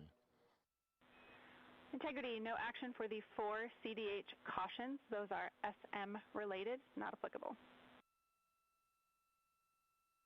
Integrity.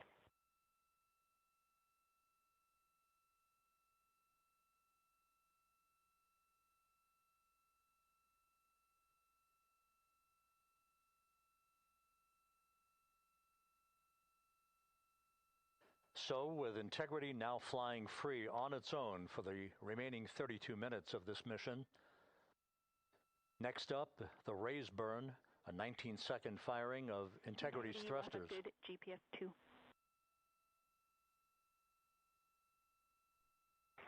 Integrity copies, good GPS 2. Coming up on the 2-minute mark until the raise burn. Again, this is the final tweaking of the orientation of Integrity to put it in the right angle, if you will, the angle of attack that it will fly in during its entrance into the Earth's atmosphere. Entry interface now just 18 minutes, 25 seconds away. This is a visualization, but driven by real-time telemetry. This is the maneuvering of Integrity to the raise burn orientation. Just 2,800 miles from Earth.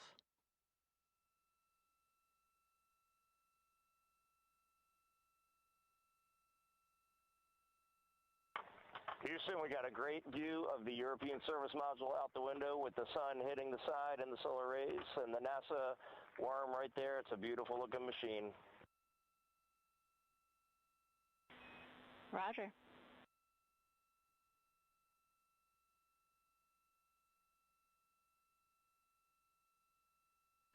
And we have completed the maneuver to the raise burn orientation, 1 minute away from the raise burn.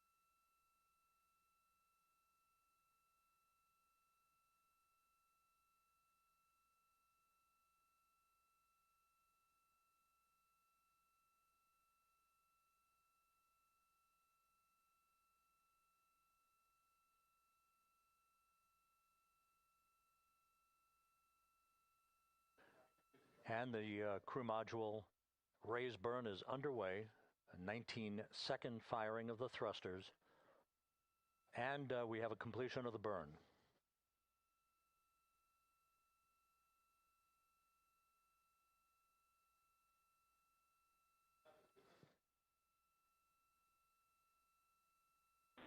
Integrity, good. CM raise burn. Your flight path angle is within limits.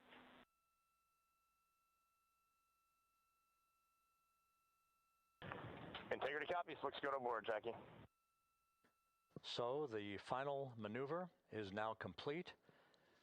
Our trajectory for a splashdown in the Pacific 29 minutes from now is set and will not be amended any further. And we have the right angle of attack to mitigate any excessive heat loads on the vehicle during entry interface. Integrity, Houston, a heads up about comm coverage. When you perform the 180 roll, for the first minute or so in that attitude, we expect about a minute LOS. We copy.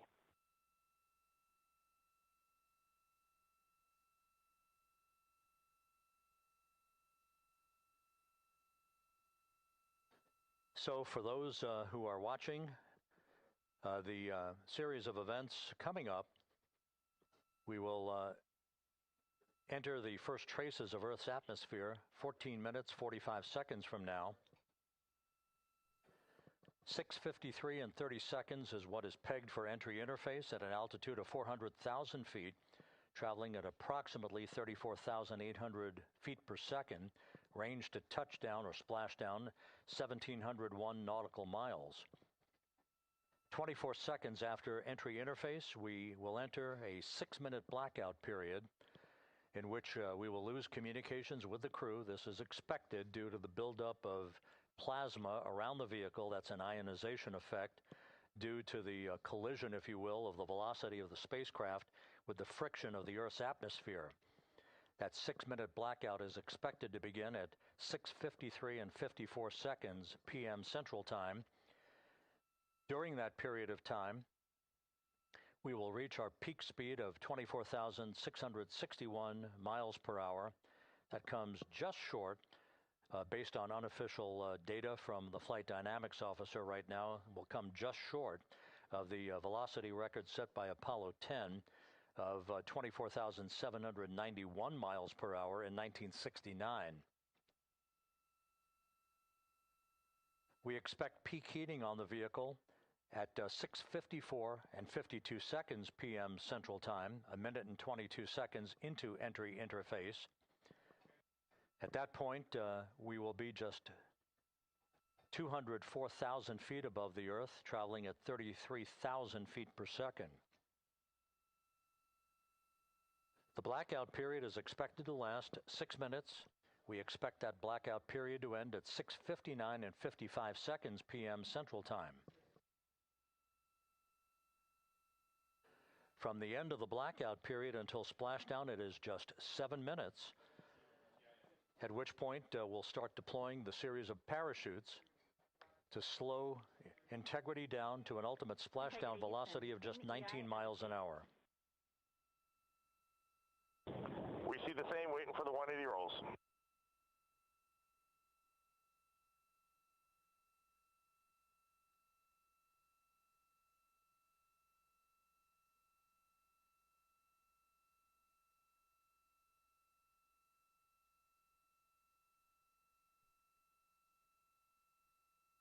The parachute deployment sequence, once again, will come in several segments, but in rapid-fire succession. And we have a great view of the moon out window 2. Looks a little smaller than yesterday. Guess we'll have to go back.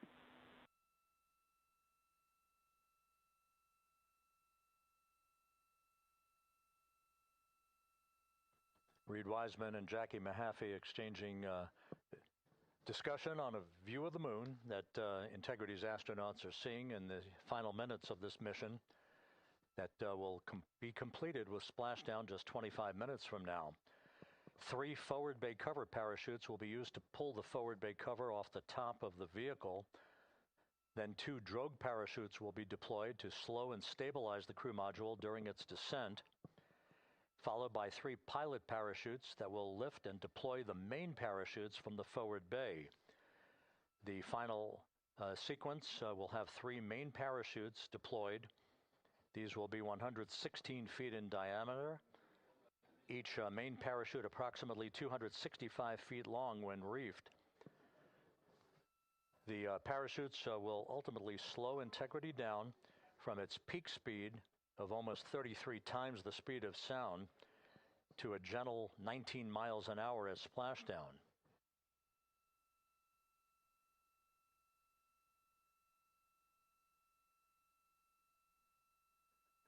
The vehicle is now currently in a roll to the proper attitude for entry interface. Our trajectory is right on according to flight dynamics.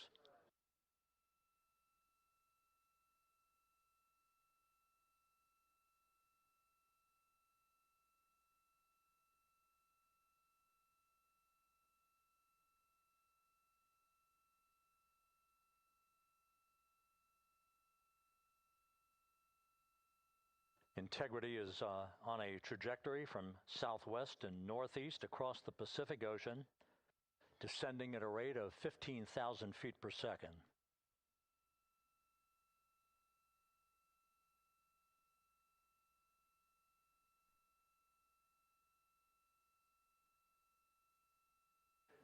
Range to touchdown, 4,300 nautical miles, all the systems in excellent shape.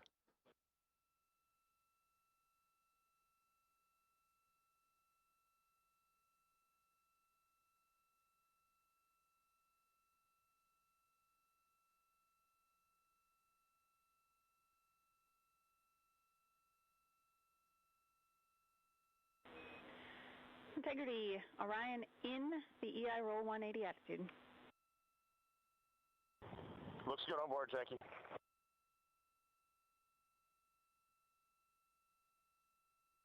This view out of one of Integrity's windows.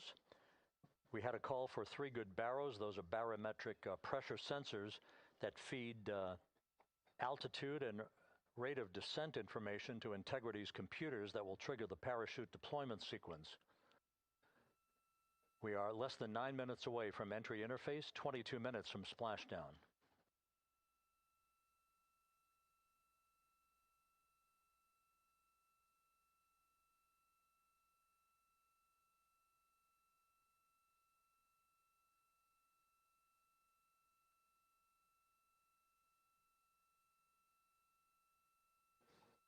You can see the reflection of one of the crew members in the window.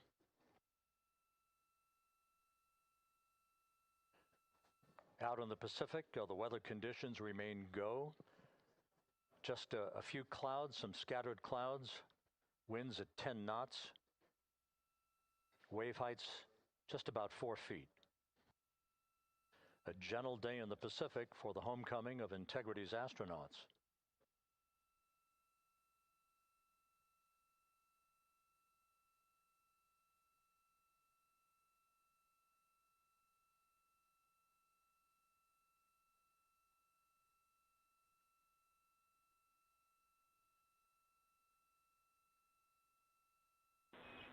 Integrity back in EI attitude.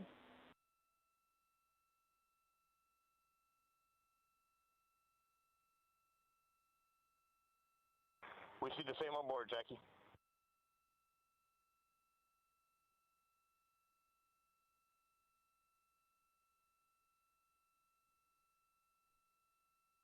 Houston, purge is complete. Crew and vehicle are configured for entry. Houston copies. And we're in step 37, transferring nav state to BFS.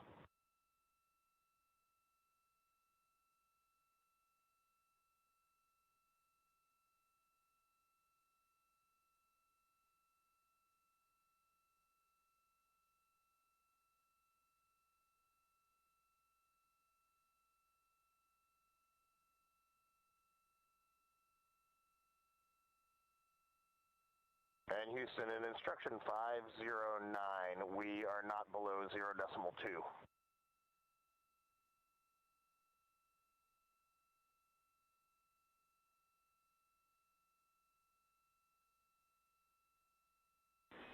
Integrity, no action required. Integrity.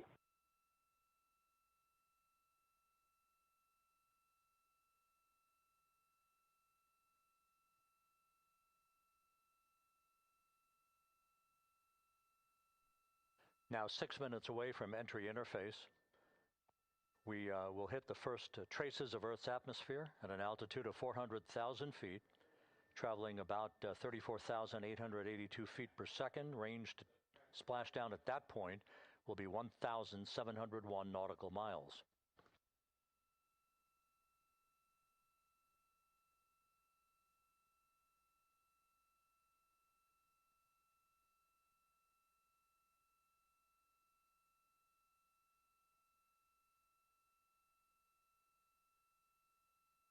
And once again, just a reminder, some 24 seconds after entry interface, we do expect to lose communications with the vehicle and the crew during a 6-minute blackout period when a plasma shield will build up around the spacecraft due to the ionization, due to heating effects. And Flight Dynamics has just confirmed we will have a blackout period of exactly 6 minutes in duration. And once again, that's due to the fact that a plasma buildup around the vehicle will prevent communications and data, so we will not be able to talk to the crew members at that time, nor will we receive data here in the flight control room. Houston, everything's looking good on board. Just confirm no pre-EI downloads. Houston concurs. That blackout period to begin at 6:53 and 54 seconds p.m. Central Time, and again will last about 6 minutes in duration.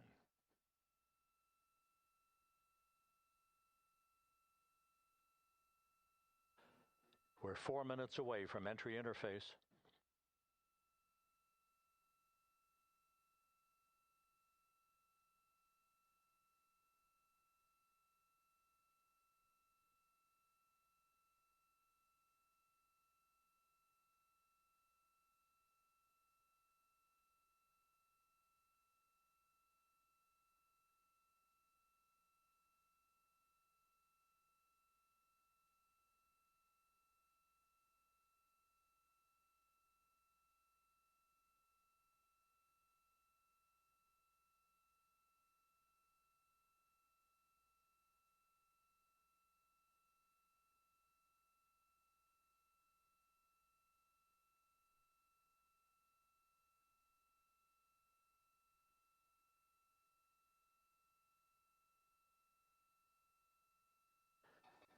This view from Integrity as it crosses from southwest to northeast across the Pacific Ocean, 3 minutes from entry interface.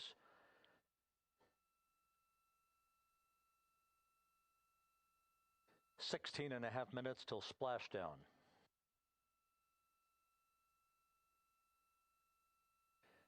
The USS John P. Murtha and the recovery team is on station and in position, as are the airborne imagery assets that we hope to receive imagery from as Artemis enters the Earth's atmosphere and through parachute deployment.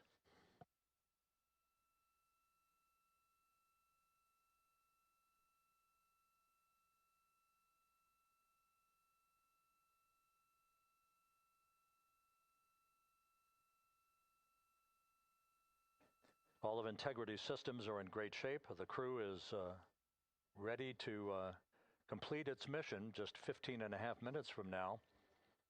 All of the activities today have gone off in perfect fashion. No issues with the vehicle, no issues with the crew. And the weather at the splashdown site is go.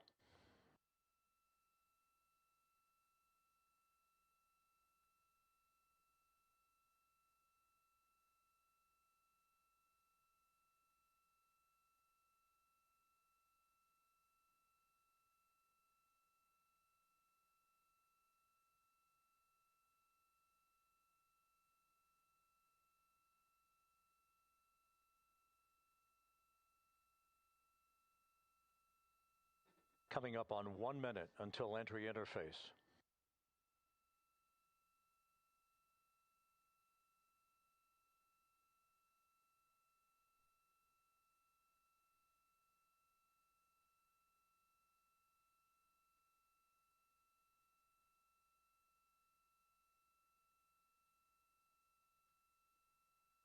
Mark 1 minute until entry interface.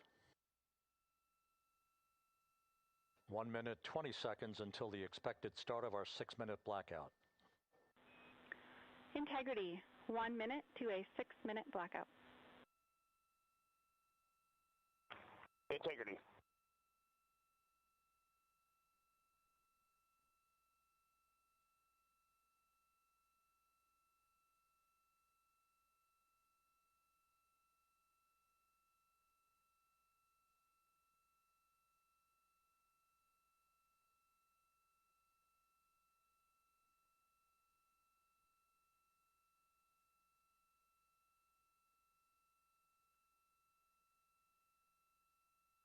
Ten seconds till entry interface.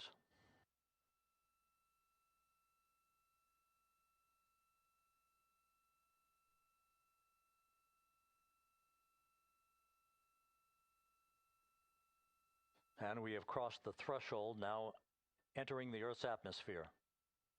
We're at 400,000 feet, traveling 34,800 feet per second.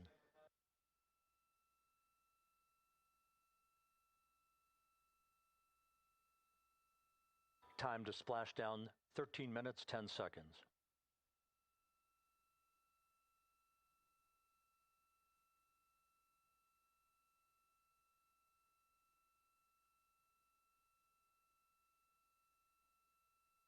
And as predicted, we've entered our communications blackout. This will be a 6-minute blackout period. No voice, no data from the crew.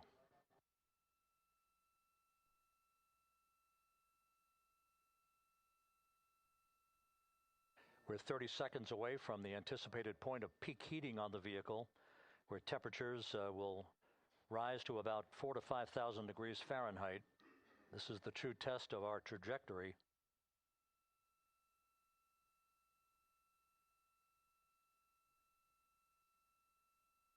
And from the G5 aircraft in the vicinity of the splashdown zone, this view of integrity.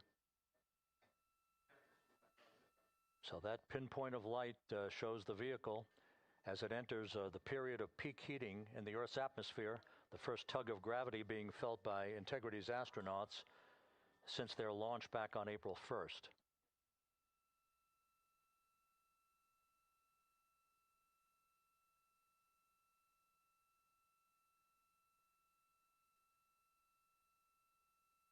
Four and a half minutes until the end of the blackout period. Time to splashdown, 11 minutes, 33 seconds.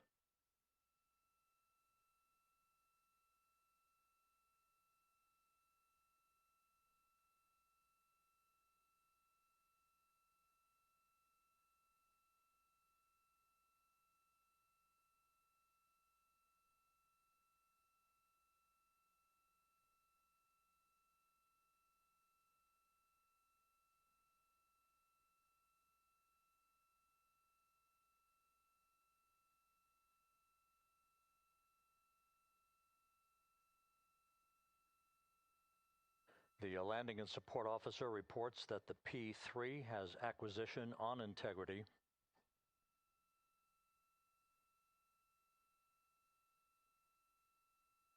Three and a half minutes left in this blackout period. This is a visualization of the plasma buildup around the spacecraft and the repelling of that heat on Integrity's heat shield.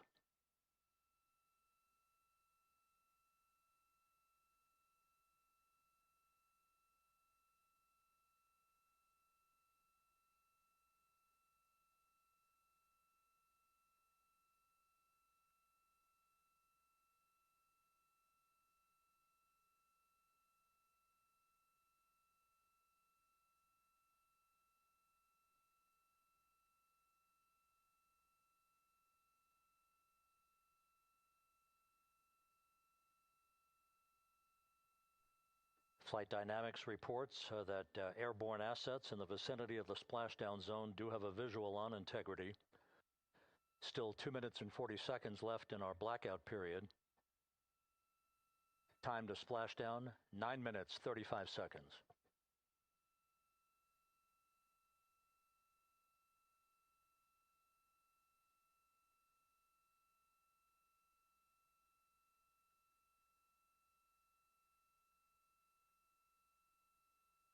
Multiple airborne assets as part of the recovery team all have visuals on Integrity.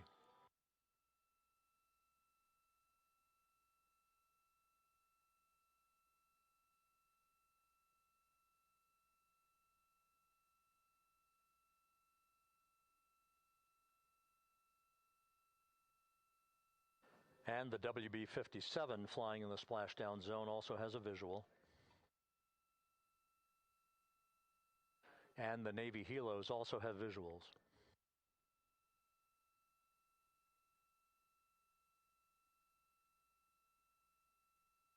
We're still in the blackout period. Still do not have communications from the crew.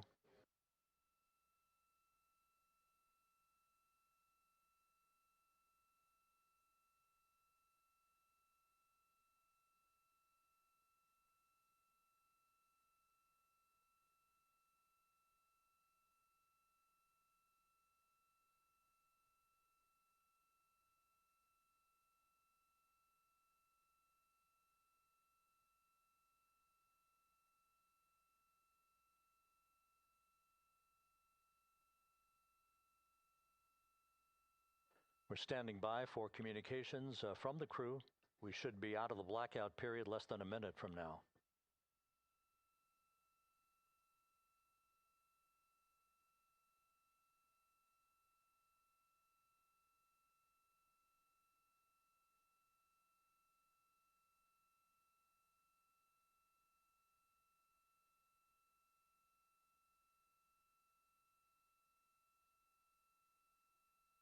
We are now processing data from Integrity.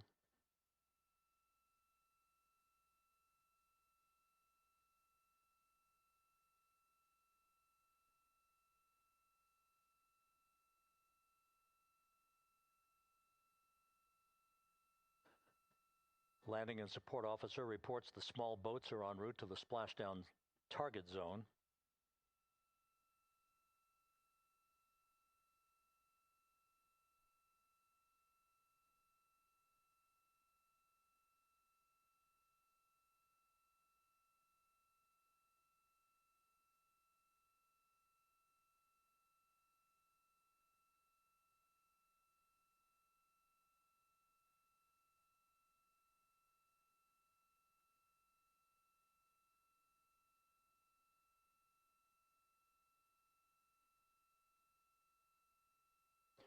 Passing through 150,000 feet, our trajectory is perfect. We're getting intermittent views of Integrity. Still waiting to establish voice communication.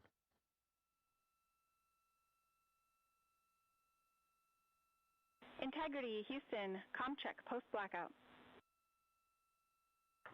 Houston, Integrity, we have you loud and clear. Your trajectory is nominal, and your recovery teams have visual. Guidance looks good. No action for the enabled internal camera controller fail. Big cheers from the viewing room here in Mission Control as voice communication reestablished with Commander Reed Wiseman. For America and a waiting world, Integrity is 5.5 minutes away from coming home.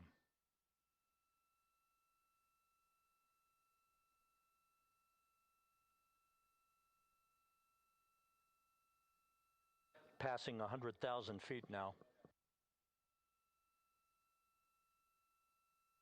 Range to splashdown 19 nautical miles.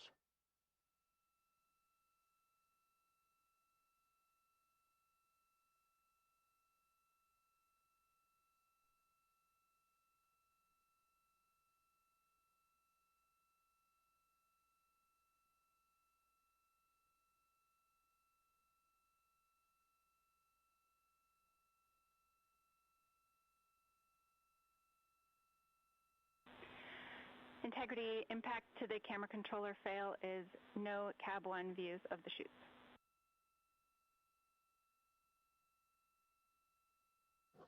Integrity.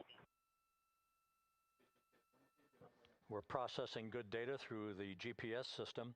A good view of Integrity, time to splashdown 4.5 minutes.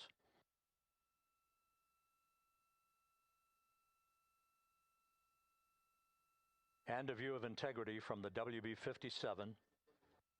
We're at 50,000 feet.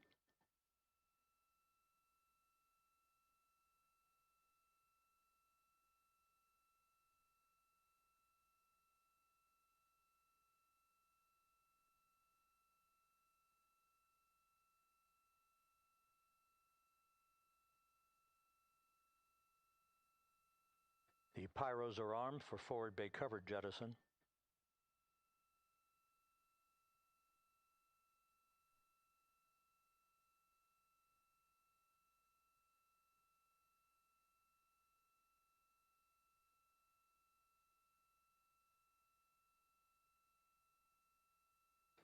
And there go the first series of parachutes, and we're on drogues.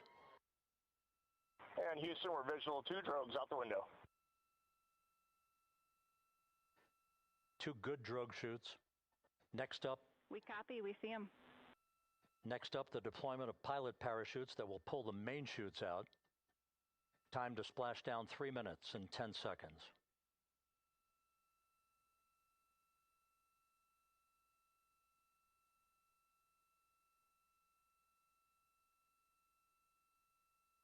Perfect descent rate according to flight dynamics. Good rates on 2 drogues. We see the same on board.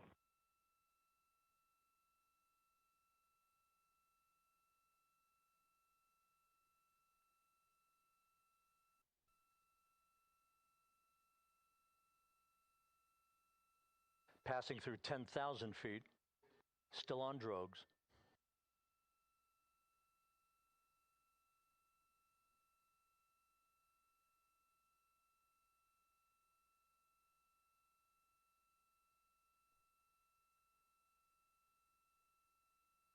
Main chute deploy. We're at 5,000 feet.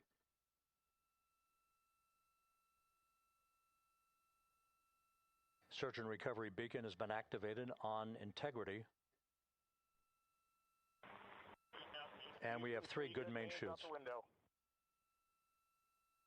Good 3 main chutes, good reefing, good descent rate. Good rates, and we see 3 good-looking parachutes.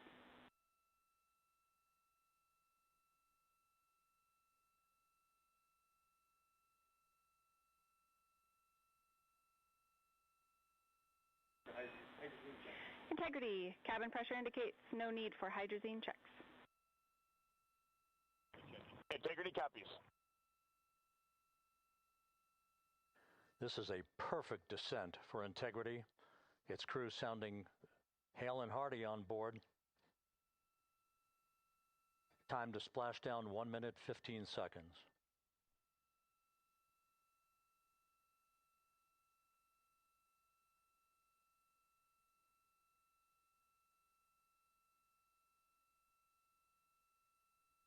Integrity about to complete a journey spanning 694,481 miles from its launch from the Kennedy Space Center back on April 1st, and a trip around the moon.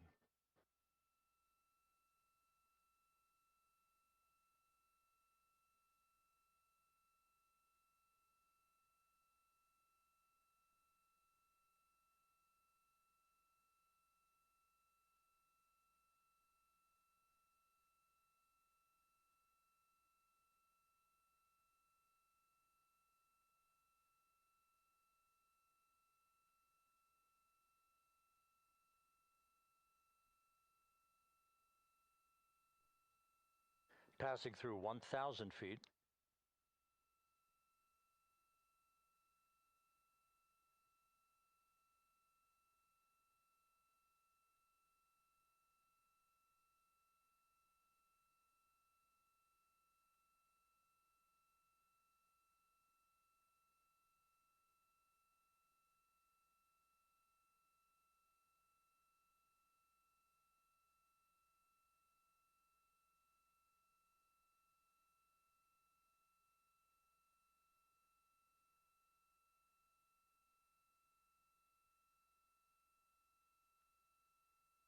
Houston Integrity, splashdown, sending post-landing command now.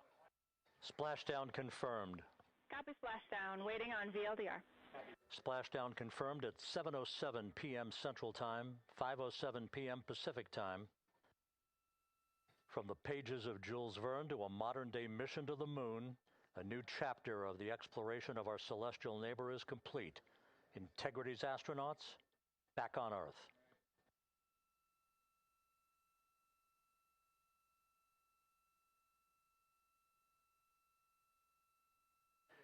And the landing and support officer reports the vehicle is stable 1.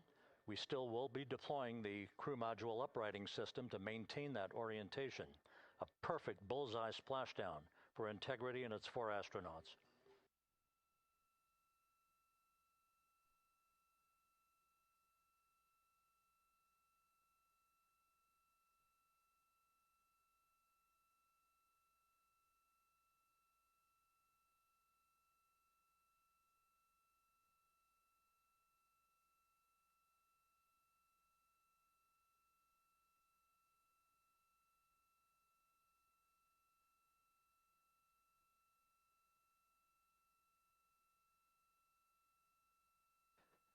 The unofficial splashdown time, 7:07 and 47 seconds p.m. Central Time. We'll get that refined for you.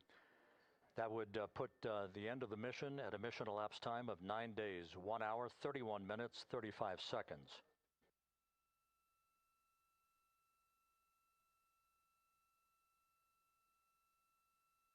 And we're configuring for very low data rate.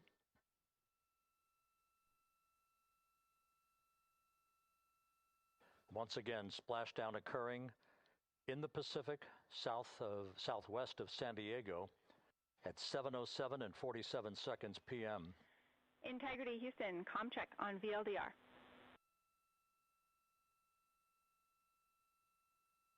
Houston, we have you loud and clear on VLDR. How else? We have you the same. We'll meet you over in post-landing. Perfect communications established. A journey. We are stable 1, 4 green crew members. Houston copies all. Reed Wiseman reporting 4 green crew members. That is not their complexion. That is the fact that they're in great condition. That's what that means. So stable 1, upright. The crew module uprighting system is being deployed. The 5 airbags being inflated through helium to maintain the upright configuration for the vehicle. This was a textbook entry and a textbook touchdown for Integrity. Reed Wiseman, Victor Glover, Christina Cook, and Jeremy Hansen back on Earth after a journey around the moon.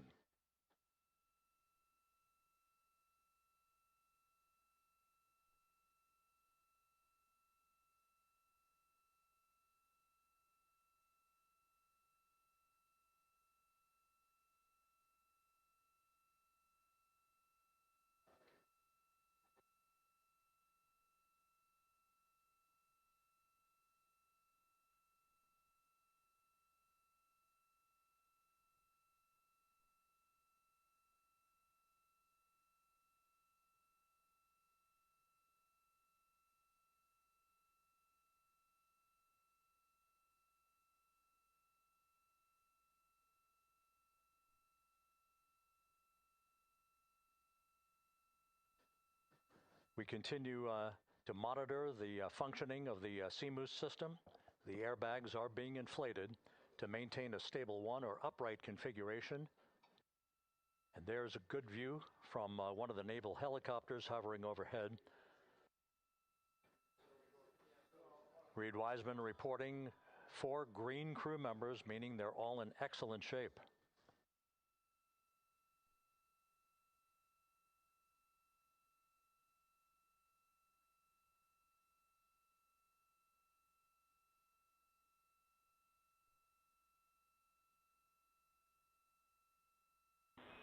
Integrity Houston for SAR beacon and radio. SAR beacon is in 406, and we're powering the radio now. Go ahead. We see the beacon on.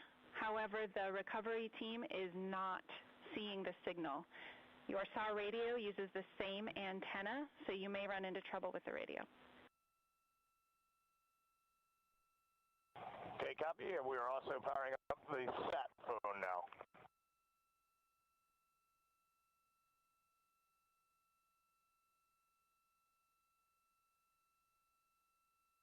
So Integrity is in great shape, and as the crew continues its post-splashdown timelined activities on board, Reed Wiseman once again reporting that all 4 crew members are in excellent shape.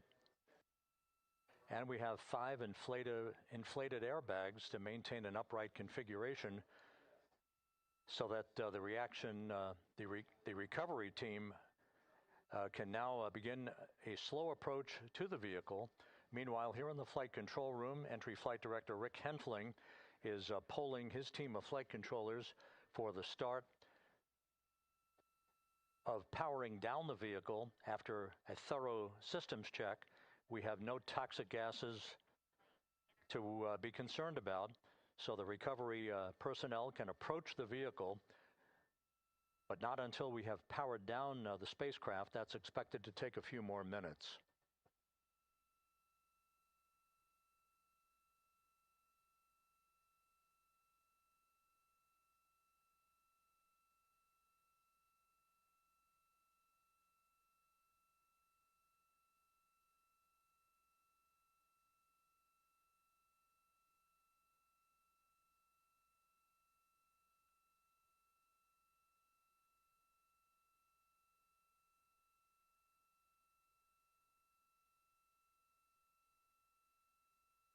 Integrity back on Earth following its historic flyby of the moon. It was, for all intents and purposes, a textbook mission. On 28 per hour remain on this frequency. We copy.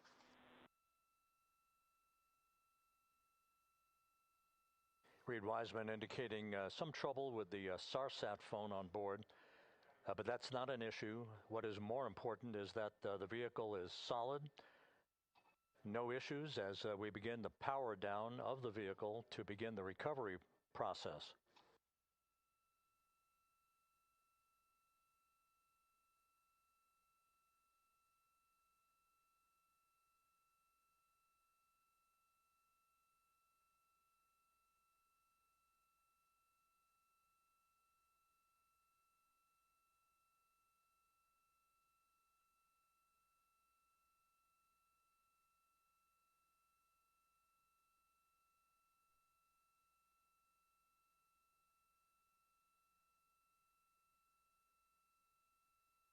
The propulsion officer here in Mission Control reports that we have safed the prop system on Integrity.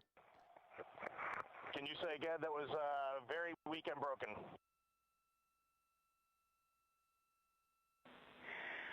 Integrity, Houston did not call.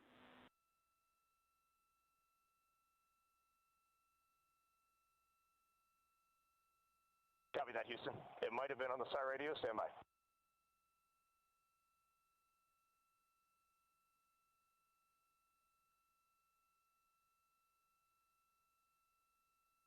All of the milestones were executed in perfect fashion.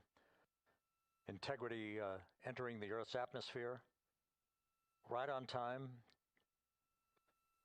reaching its peak speed shortly after a blackout period began. We emerged from the blackout period, but the recovery imagery airborne assets were able to pick up Integrity's descent almost immediately through entry interface, tracking the vehicle all the way down. And finally, you saw the sequence of chute deployments. First, the forward bay cover being pulled off the top of the vehicle by a series of 3 parachutes. Then the drogue chutes were deployed, followed by the 3 main chutes that slowed the splashdown velocity of Integrity to just 19 miles an hour.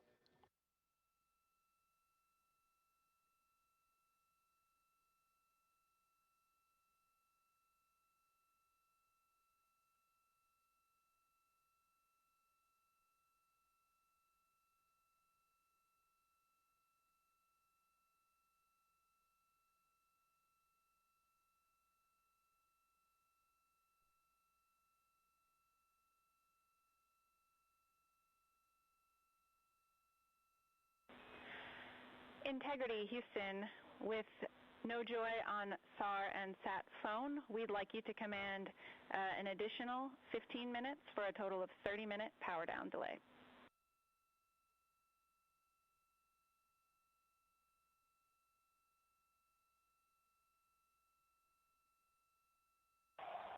All right, Jackie, we have selected T/D+30. No joy on SAR radio or SAT phone. And stand by, we have the master diver on SAR radio. Please hold comms.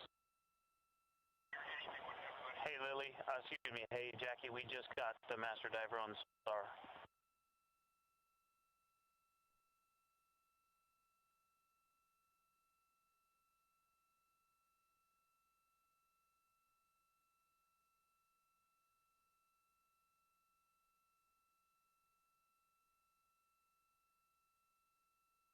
A good view of one of the fast boats. Integrity, Houston, if you are happy with your comm with Master Diver, you can go back to the 15-minute power down.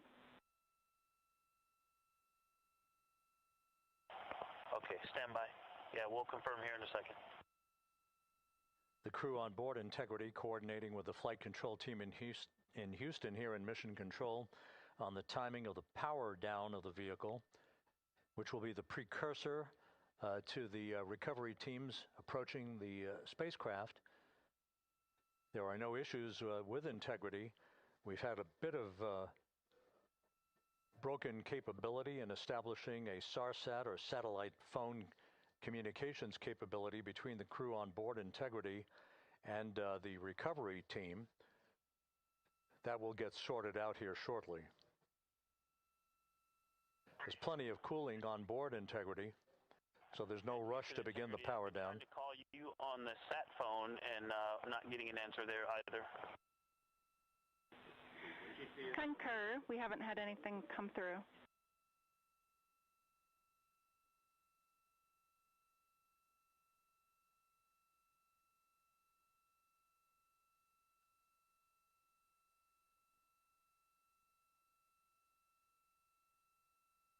And Houston, if you could relay to recovery that we hear them, but it does not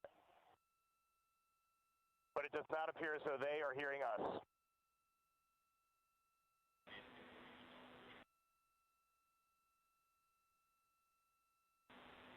Houston copies, and Reed, just to confirm, you are pushing the PTT on the radio.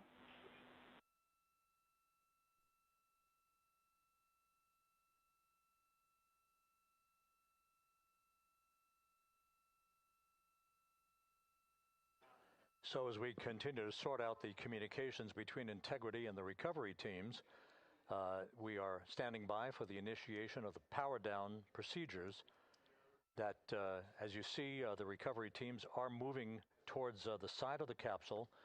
The next major event will be the erection of that large inflatable raft called the front porch. That will be the port of call for the crew as they're being extracted one by one from the vehicle.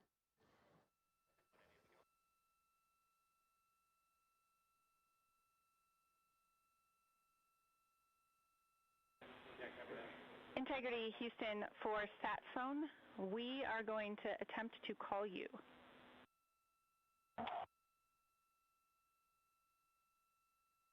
Good idea, standing by.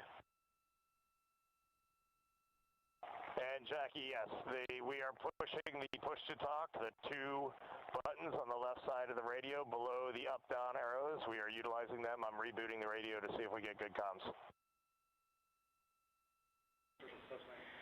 Okay, we copy all, and just to confirm, you are seeing that you're touchdown plus 3030 for power, correct? That's affirmative.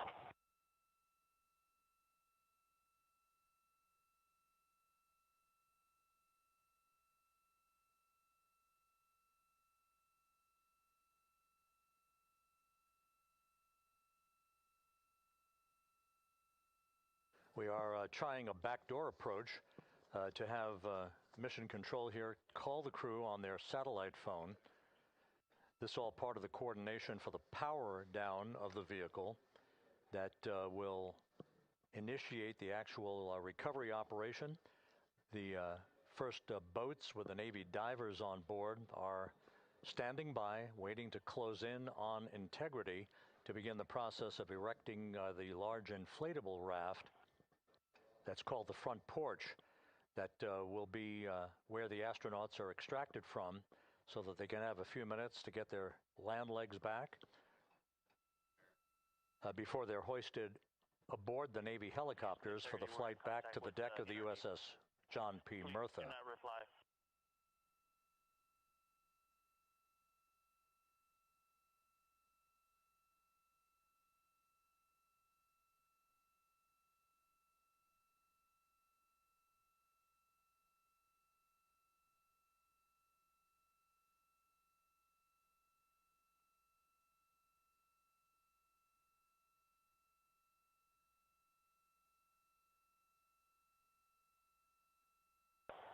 And Houston, please don't reply. NRD, very weak, but readable. Master Diver, we can hear, but they cannot hear us.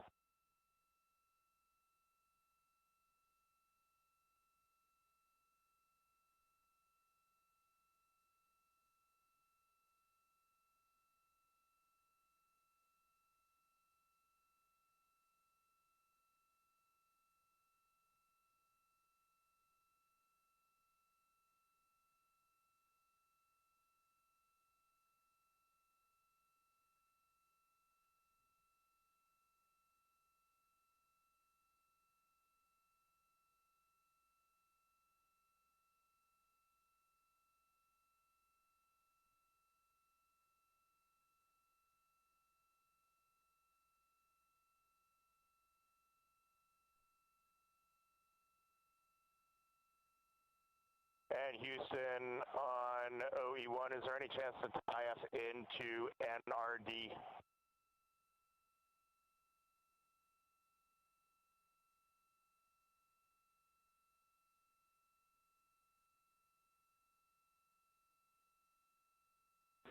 Checking.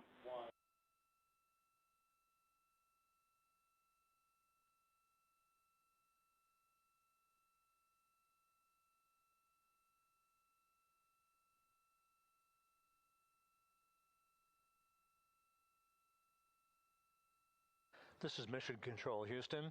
While we stand by for the establishment of communications between Integrity and the recovery team that is basically standing by very close to the spacecraft, we're going to go to the deck of the USS John P. Murtha, where Megan Cruz is standing by with Administrator Jared Isaacman.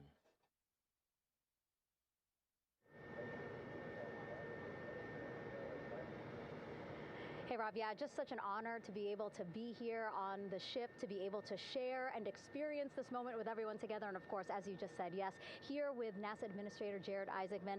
Administrator, how did you feel getting to witness this and seeing NASA at its best? Oh, I mean, I'm honestly, I'm still at a loss for words. I mean, you know, like the childhood Jared right now can't believe what I just saw. I mean, almost been waiting my whole lifetime to see this, and then it's NASA Administrator. I just couldn't be more proud of the entire workforce, the years, the effort, the late nights, all the hard work from across the country that contributed to this incredible moment right now. And yeah, incredibly grateful too for our teams here on the John P. Murtha right now. Yeah, look at them behind us here. We got everybody. Hey, what do you guys think? We just brought some astronauts back from the moon, huh? Unbelievable. Thank you. Yeah, so grateful to the Navy, the sailors that are here, the NASA teams. I mean, this is a joint effort that's on their way right now. These recovery forces are getting out to our Orion spacecraft, to Integrity, get our astronauts back on the ship safely. Yeah, and this is not just an accomplishment for NASA. This is an accomplishment for humanity. Again, a historic mission to the moon and back. How does this make you feel, and what do you hope people take away from this? Well, I'll tell you, you know, I think about the crew members that we've all had an opportunity to observe over the last 10 days, right? I mean, they're absolutely professional astronauts. I mean, wonderful communicators, almost poets. But then I think these were the ambassadors from humanity to the stars that we sent out there right now. And I can't imagine a better crew than the Artemis II crew that just completed a perfect mission right now. So yes, it's a huge moment for everybody, right? I mean, we are back in the business of sending astronauts to the moon, bringing them back safely, and to set up for a series more. I mean, this is not a once in a lifetime, which you hear sometimes around here. It's like, this was a once in a lifetime. No, it's not. This is just the beginning. We are going to get back into doing this with frequency, sending missions to the moon until we land on it in 2028 and start building our base. Yeah, are we going to build on the momentum for Artemis III? I mean, it's just around the corner.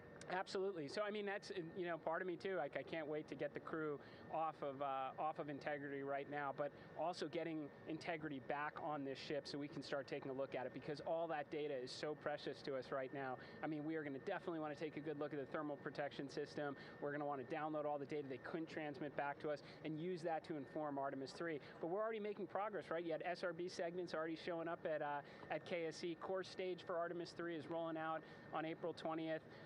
We're getting Mobile Launcher 1 back in vehicle assembly building. So yes, there is a lot to celebrate right now on a mission well accomplished for Artemis 2, and at the same time, we got to start getting ready for 3. Amazing. And last question, you know, for people who joined us for all 10 days to see what we can accomplish together with our international partners, what do you think about the fact that we're going to keep doing this more and more and more? It's incredibly exciting. I mean, yes, it's the contributions, like the best and brightest across the NASA workforce from across the country, our industry partners, our international partners. We had a Canadian Space Agency astronaut on board in Jeremy. We had the European Service Module. And you think, in the days leading up to this launch, I mean, 48 hours prior to launching Artemis II, I was meeting with the Italian Space Agency. We signed a memorandum of understanding to build a habitation module on the moon. I mean, you have countries all of our allies and partners coming together saying, we are committed to this effort, we are returning to the moon, we're doing it to stay, we are building that enduring presence, we are going to master the skills on the surface of the moon so someday we can undertake missions to Mars. It's just an incredibly exciting time, and we're not going at it alone. We're bringing everybody along with us. Absolutely. And speaking of everyone, one more time, we're going to ask the crew here, you guys ready to land on the moon? Awesome. I love that. Okay, well, thank you so much, Administrator. Appreciate you being here. We're, of course, going to stay on to watch the crew get extracted from Orion, so stay tuned, and we'll see you back here shortly.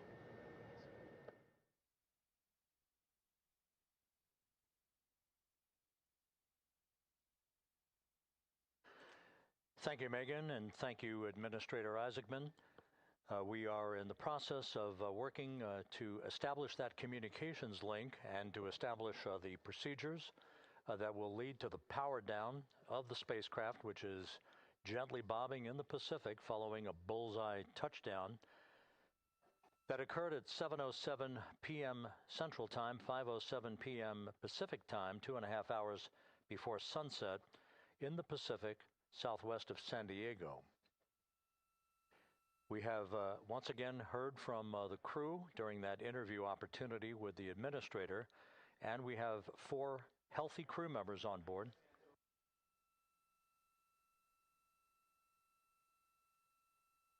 We now have confirmation that the vehicle has been powered down as per the procedures. So we have vehicle powered down, and the flight control team here in Houston, Flight Director Rick Henfling, has handed over mission authority to the Exploration Ground Systems team out in the Pacific. Now, we will physically not get off console with this team until the crew has been extracted into the front porch, that inflatable raft that will be erected along the side hatch of Integrity. So we're standing by for that in the next step in the recovery procedures. But everything is in great shape, and we have 4 healthy crew members on board the vehicle.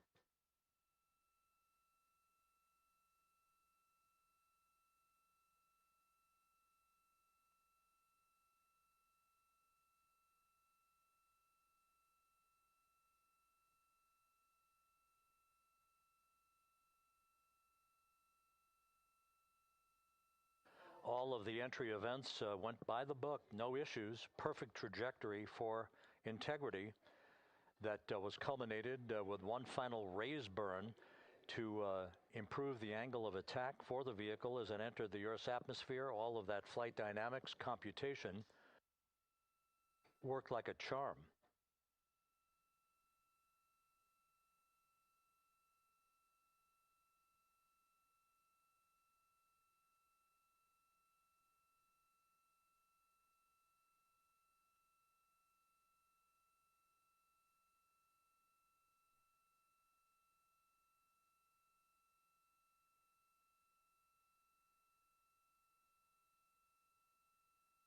So we are standing by for the recovery team to approach Integrity and begin the process of erecting that inflatable raft called the front porch, which will see the crew members be extracted from the hatch of Orion into that inflatable raft before they're hoisted aboard 2 Navy helicopters in a variety of different configurations. Each crew member will be hoisted in sequential fashion, in alternating fashion, 2 crew members for each helicopter before they turn around to head back to the John P. Murtha. Once on the deck of the ship, they'll be brought into medical bay for comprehensive medical exams. But Reed Wiseman has reported several times that the crew is in excellent shape.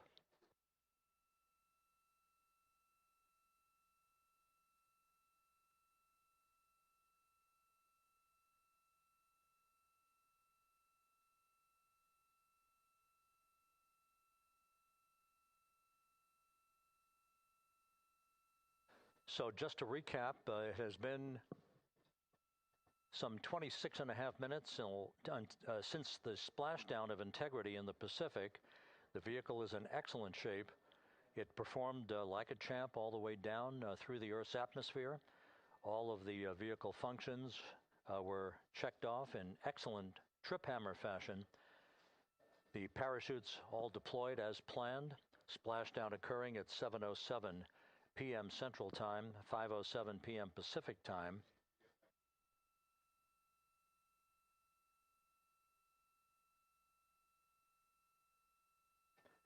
And after a bit of a tussle to try to establish a communications link with the recovery team, we were finally able to run through the procedures for the powering down of the vehicle.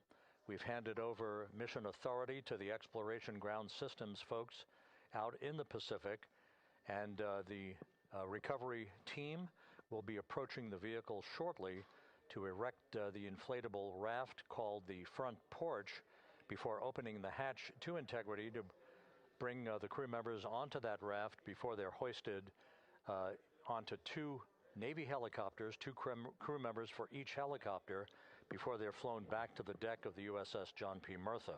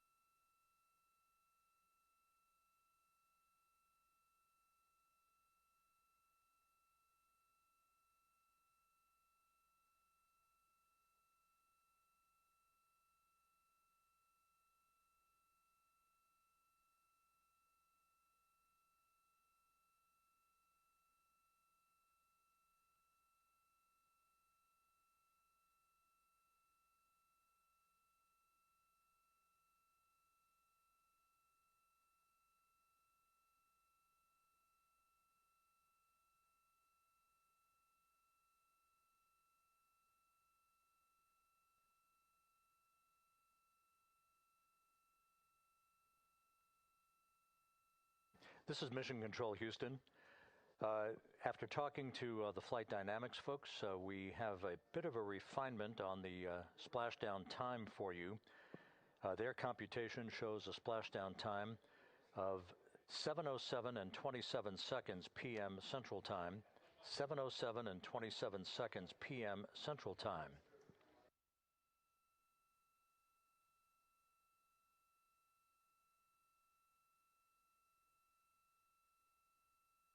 That would equate to a mission elapsed time of 9 days, 1 hour, 32 minutes, and 15 seconds.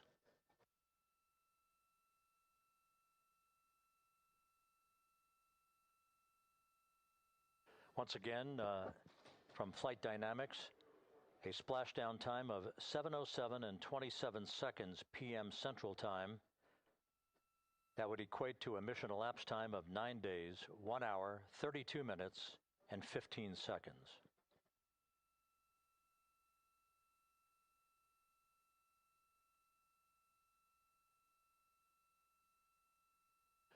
Reports from the Pacific indicate that the recovery team, in communications with the crew aboard Integrity, that the crew remains in excellent shape as they await the approach of the team for a final hazard gas evaluation before they move to the side of the vehicle to erect the inflatable life raft called the front porch.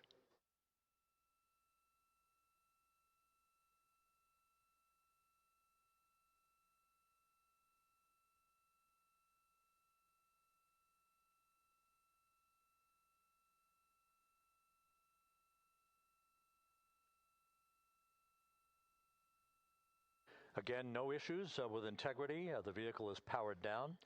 All of its systems are now safed. We have handed over mission authority to the Exploration Ground Systems folks in the Pacific, but we will not stand down and have the entry flight control team depart its positions until that inflatable raft, the front porch, is erected, the hatch open, and the crew having exited the vehicle. So that's the next step in the recovery process that will lead to the hoisting of the crew members. For 2 crew members for each helicopter, they'll be hoisted to a pair of Navy helicopters that will then fly a short distance back to the USS John P. Murtha. What you're looking at is one of the fast boats circling the vehicle to make a hazard assessment.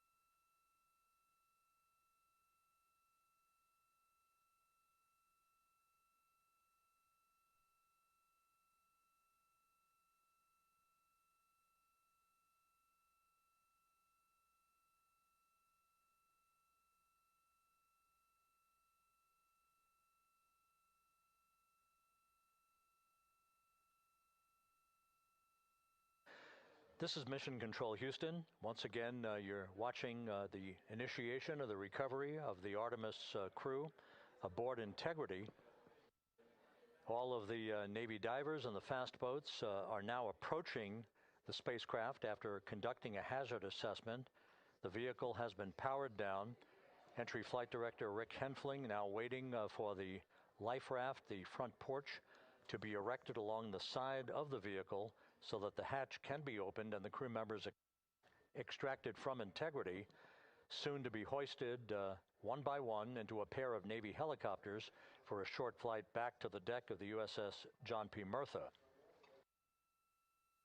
If you missed it earlier, we talked to Flight Dynamics and received a more official touchdown time or splashdown time, as it were, of 7:07 and 27 seconds p.m. Central Time, 5:07 and 27 seconds p.m. Pacific Time. That would equate to a mission elapsed time of 9 days, 1 hour, 32 minutes, and 15 seconds.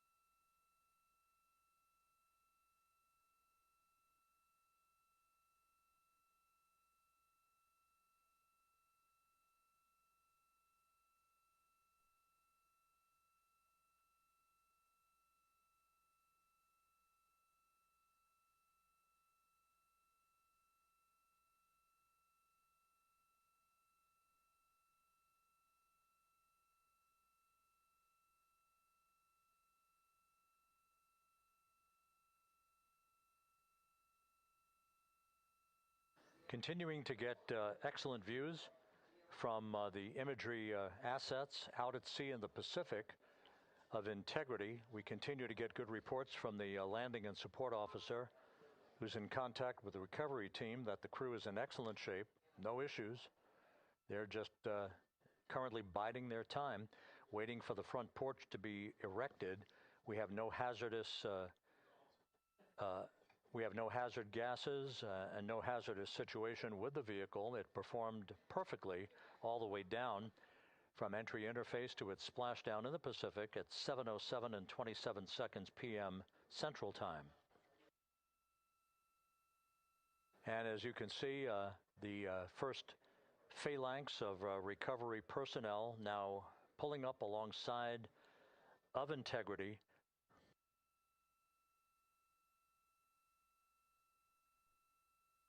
This includes Navy divers, a Navy flight surgeon, and other recovery personnel who have trained for several years for this recovery process.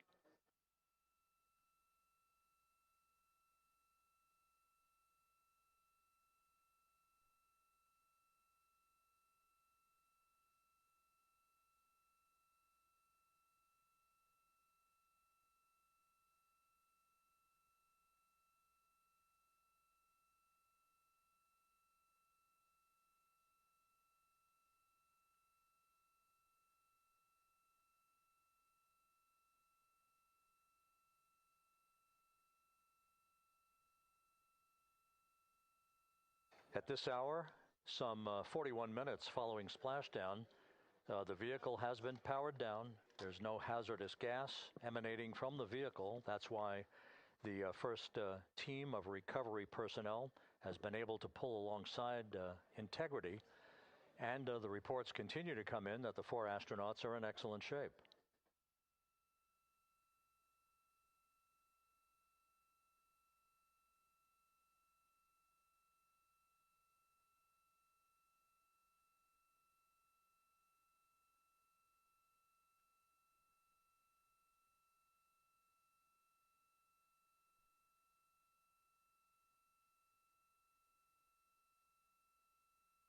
Yes.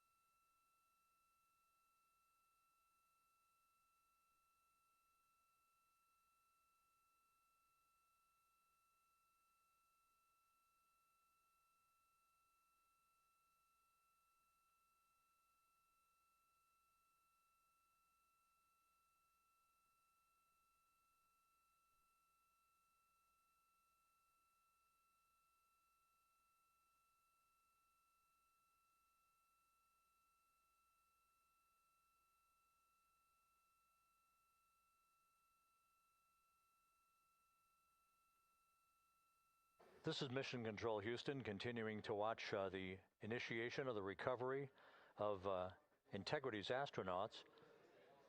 One by one, they'll be brought out of the spacecraft onto a large inflatable raft just a short time from now. In the meantime, we can go back to the USS John P. Murtha, where my colleague Megan Cruz is standing by to provide her situation report. Megan, can you hear us?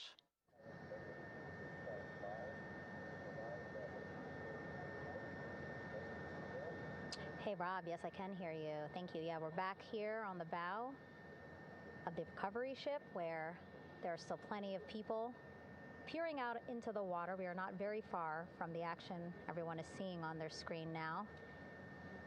The Orion spacecraft, Integrity, in the ocean, surrounded by a number of recovery boats.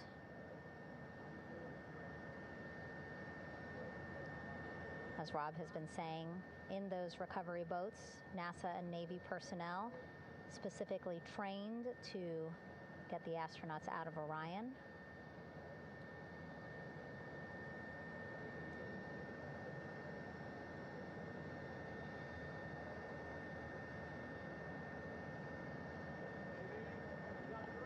In some of our wide shots, you can probably see that there are 6 boats out in the water. More than 40 people out in the water right now on those boats.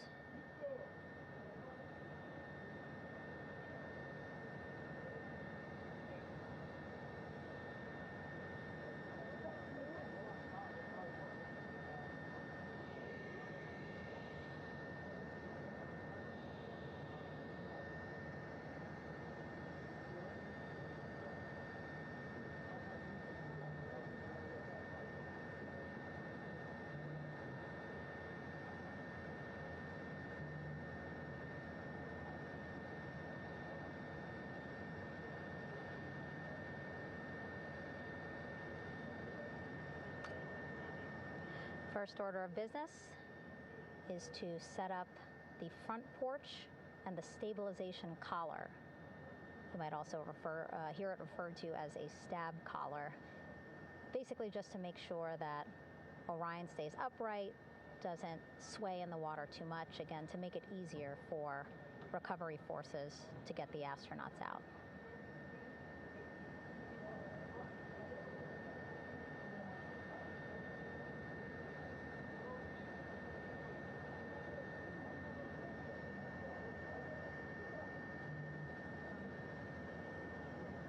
Again, we splashed down in the Pacific Ocean just after 5 p.m. Pacific time here.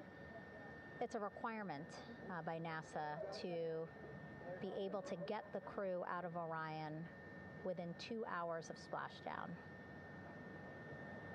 So doing great on time so far. Plenty of time. No rush either. I was speaking to NASA flight surgeon Rick Schuring earlier in this broadcast, and he said to me, no rush to get the crew out. Just want to make sure that they're feeling good, and whenever they're ready to take their step out of Orion and onto that large raft, the front porch, folks will be ready.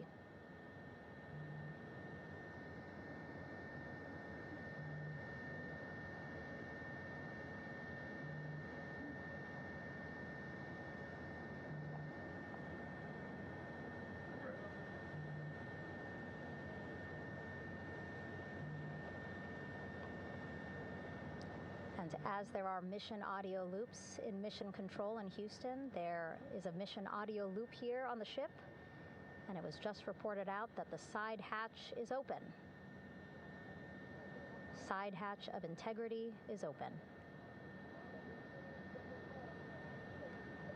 You're getting these beautiful shots from our aerial assets. The ship itself, where I'm on, just 3,000 yards away. Again, plenty of people on the boat here, glued to the side closest to where they can see all this action. And again, with just 3,000 yards separating us, great views from the bow here. You can see now that side hatch is open. One of the Navy personnel is about to get inside there.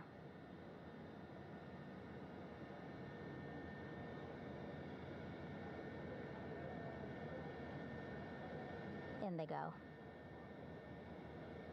In total, 4 will go into Orion. So it'll be a little bit of a tight squeeze, but the goal is to have a recovery personnel with each astronaut assessing them.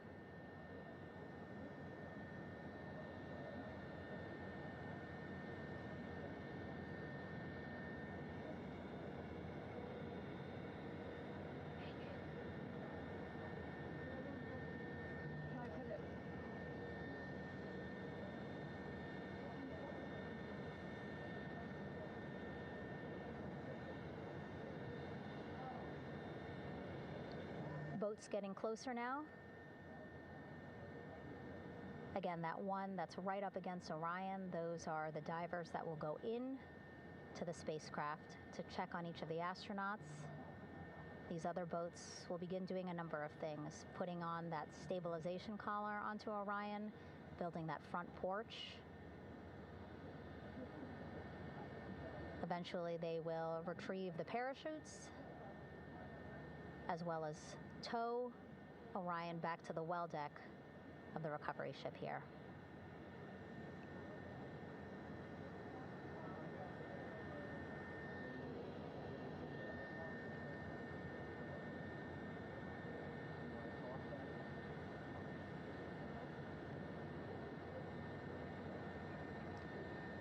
And so as we wait for the Navy and NASA personnel to get their assessment of the crew inside of Orion, why don't we toss it back to Rob for an update? Yeah, thank you, Megan. Here in Mission Control, Flight Director Rick Henfling and the entry team of flight controllers still on duty. The vehicle has been powered down for some time now. There are no hazardous gases emanating from Integrity. That, of course, allowed the recovery personnel to approach the vehicle and then open the hatch to begin the initial medical assessment of the crew, as you just indicated. Now we're standing by for the erection of that inflatable raft, the front porch, alongside of the vehicle that will enable the crew to be extracted one by one onto the raft, have a moment or two to get their land legs back before they're hoisted into 2 hovering Navy helicopters, 2 crew members for each helicopter, for a short flight back to the deck of the USS John P. Murtha.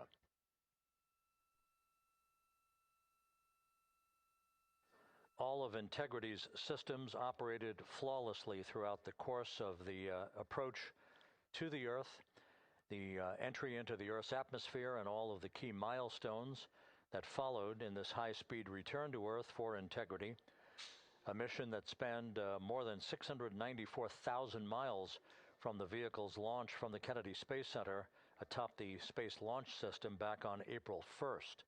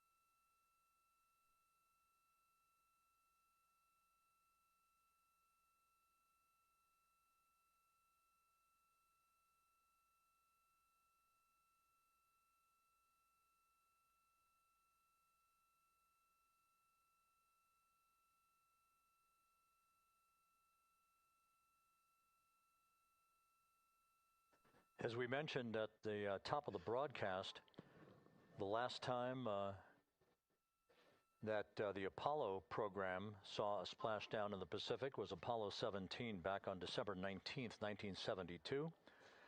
So for the first time in some 53 and a half years, we have reenacted that with the arrival of Integrity's astronauts as they flew around the moon in that historic lunar flyby that began with a trans-lunar injection burn that took them out of Earth orbit following 24 hours of a high Earth orbit trajectory.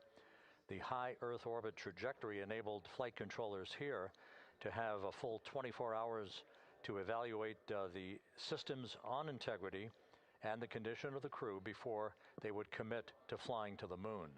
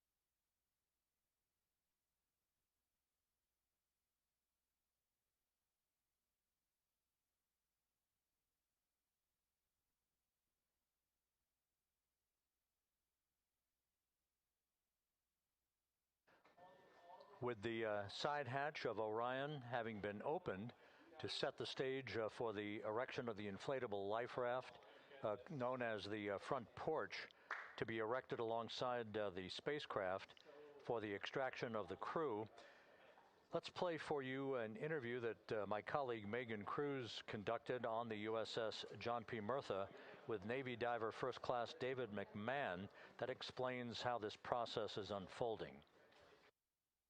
Okay, Davey, so you and some of your team, one last look over of the stabilization collar, correct? Yes, ma'am.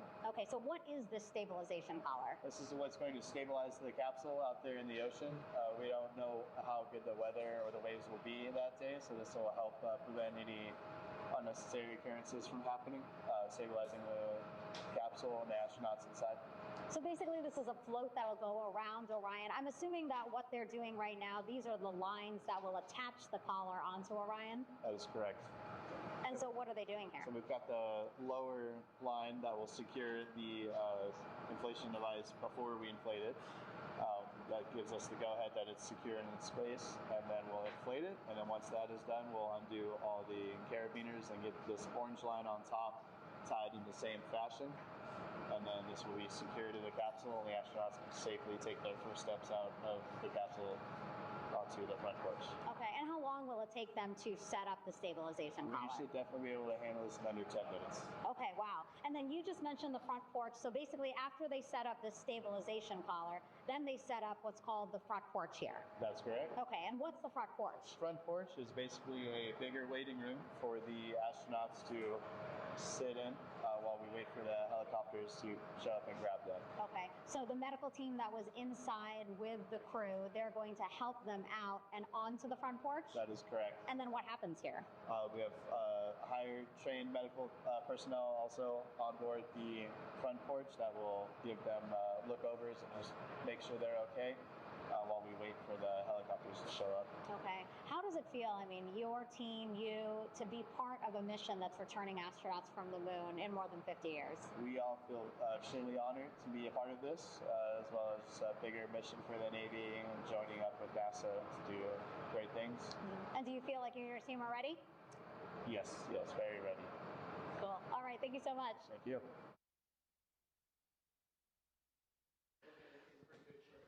Once again, the recovery operations are continuing out in the Pacific.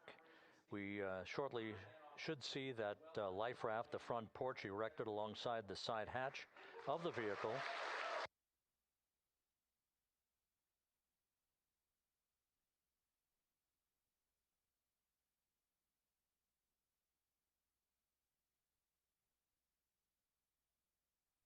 A number of flight controllers have come into the flight control room to receive congratulations from Entry Flight Director Rick Henfling. But we're going to stick with our operations out in the Pacific as we await the extraction of the 4 crew members who are reported to be in excellent condition.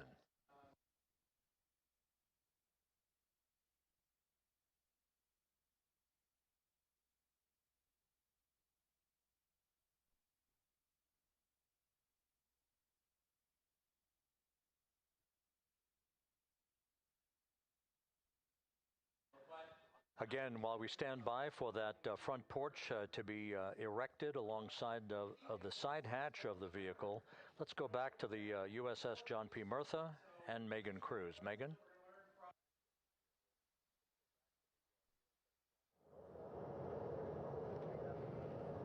Hey, Rob. Pausing now to listen to some internal audio loops. Again, the operations team here on the ship communicating with everyone out on the water. It seems like currents are hindering them a little bit from unfurling and inflating the stabilization collar as well as the front porch. But again, the requirement to get the crew out within 2 hours of splashdown, plenty of time. So no concerns just yet. But as calm as the water looks, yeah, it looks like it's hindering the teams just a tad.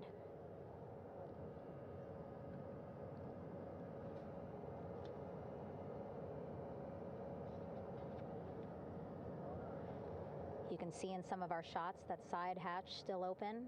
Again, inside there are now 8 people inside. 4 divers, Navy divers, all with medical training, each assigned to an astronaut each. Making sure that they're comfortable, feeling good.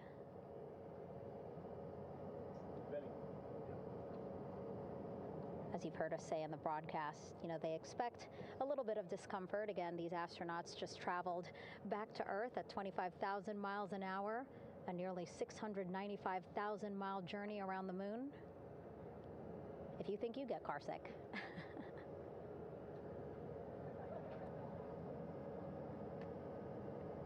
Again, 6 boats out there, lots of gear with them, just in case, right? As we said, the crew reported feeling great, but again, all those folks out there in case they weren't, right? NASA is all about making sure we think about every situation that can happen, and so, of course, wanted to be ready in case any of our astronauts needed more medical attention while out there in the water.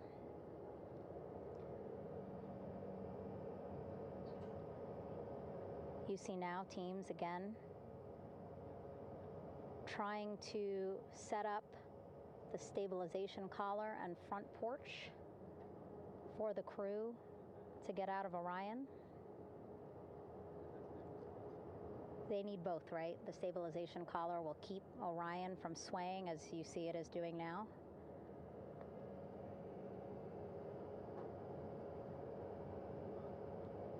And then they will connect the front porch to the stabilization collar so that the crew can take 2 steps and they will be in the front porch.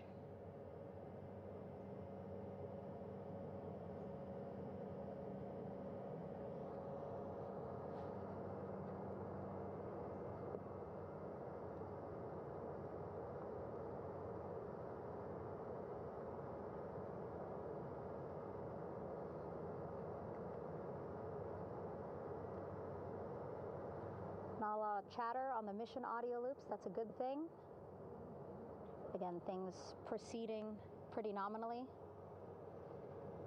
even if they're fighting some currents out there on the Pacific Ocean.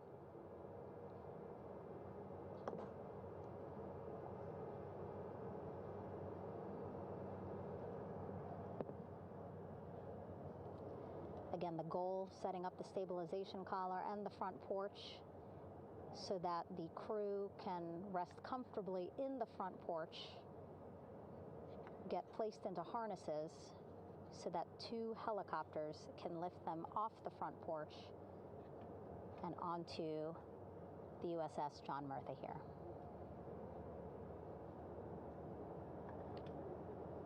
The helicopters are going to take turns picking up an astronaut. So again, Helo 1 and Helo 2.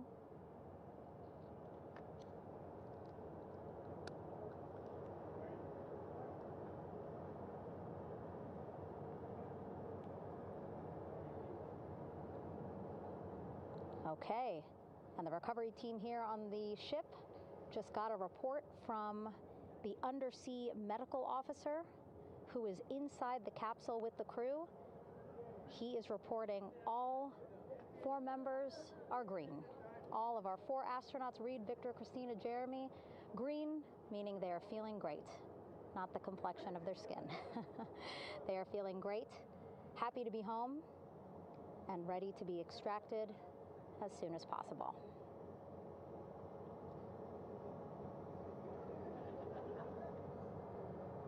And so, as I was saying, we have 2 helicopters circling the activity you're seeing on the water right now.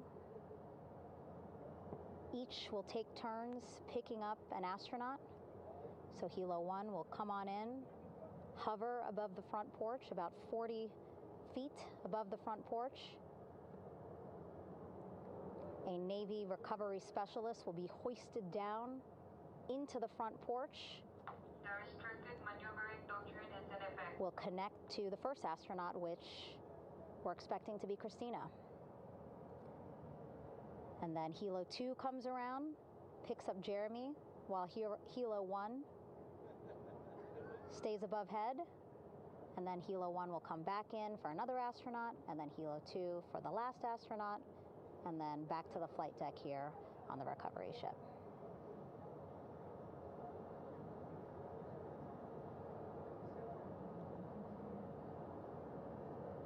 I was talking to Assistant Artemis Recovery Director Paul Sierpinski. He said helos are a much quicker, safer way to get on board. They did actually consider boats, but then if you think about it, longer time, the crew would have to move through more of the ship. This way the helos will give a more direct, quicker route to the medical bay for our 4 astronauts.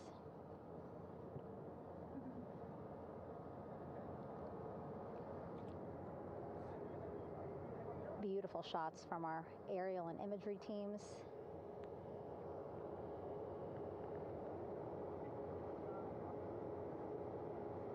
Clouds have dissipated for a clear view from the bow of the recovery ship here.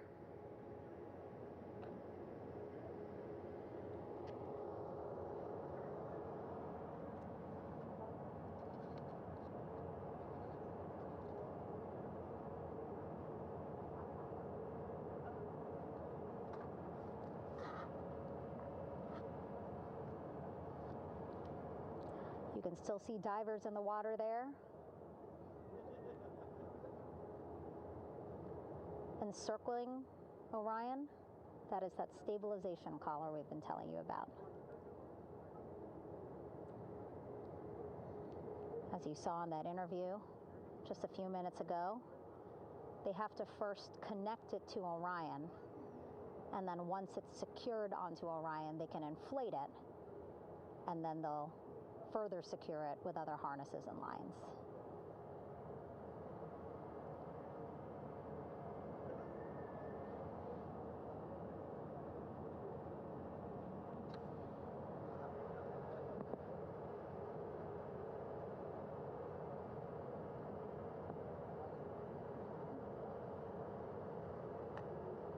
About an hour and 10 minutes since splashdown in the Pacific Ocean here.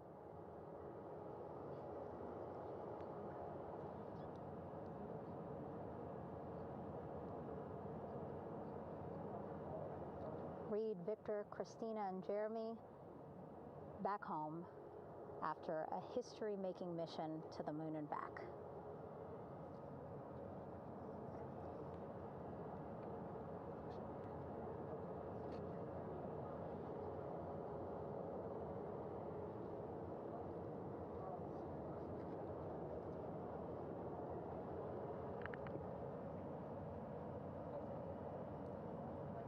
And if you missed what we said just a couple of minutes ago, the undersea medical officer inside with the crew in Orion reporting all 4 crew members feeling great.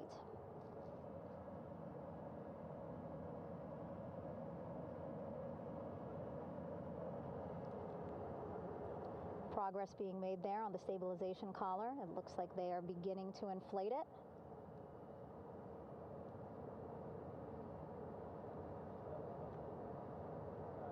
And it looks like they're starting to unfold the front porch in order to get that into the water here shortly and inflate that as well.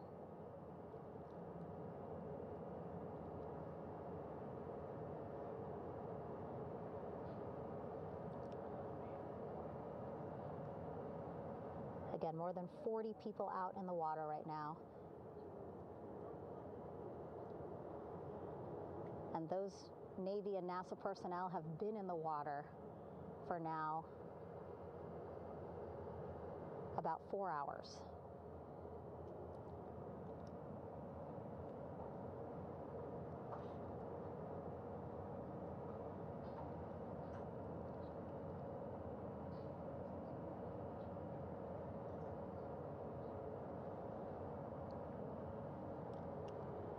The reason why they had to get out so early is just to stage everything.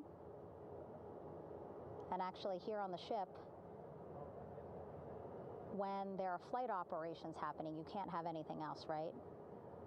Just because the flight deck can be a dangerous place, so they just want to focus on planes coming and going from the ship, so that's why they wanted to get the boats in the water to make sure that they have all the time they needed for the flight ops.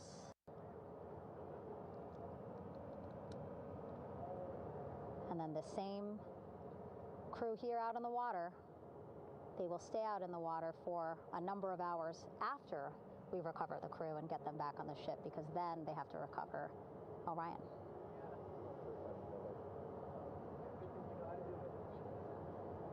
All right, that stabilization collar looking good around Orion. We're now seeing some recovery personnel getting on to that collar. Again, they need to further attach it to Orion to make sure that it can really prop up the spacecraft. It's basically lifting it up off of the water just a tad. Again, so it's not so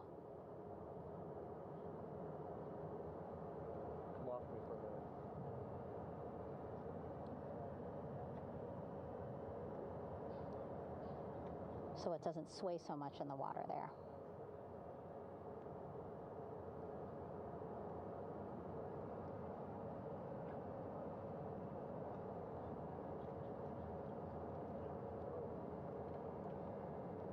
And now that front porch looks like it's nearly fully inflated as well. You can see a much larger surface area.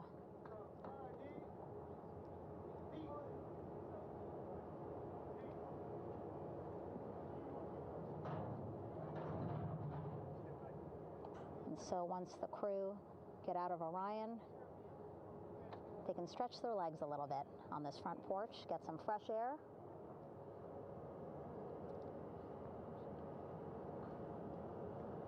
And enjoy this beautiful day here on their home planet.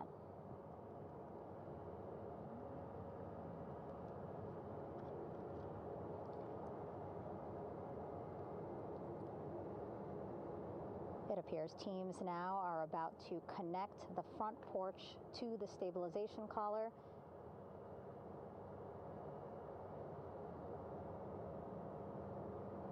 And at that point, when both are secure, we should soon see astronauts come out of Orion.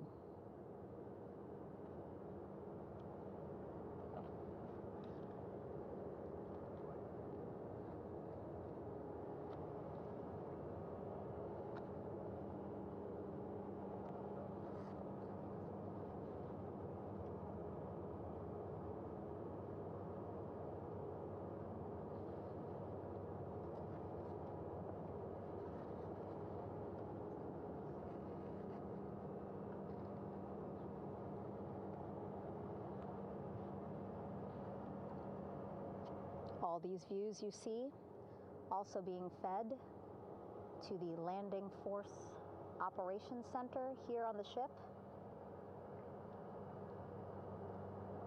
Of course, it is very important for our recovery teams leading the mission to have all the views that you're seeing as well.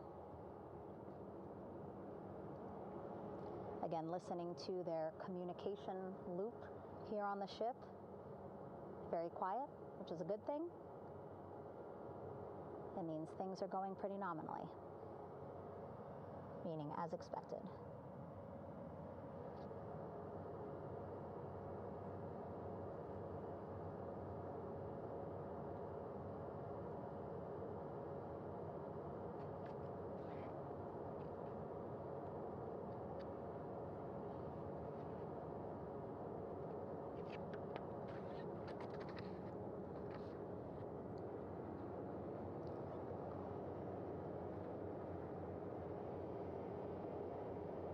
Again, all this activity happening just 3,000 yards away from the ship. So that means this will be a very quick flight back on the helicopters for the crew.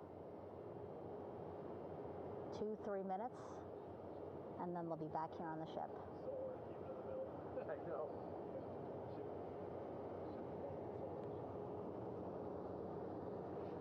Okay, saw a thumbs up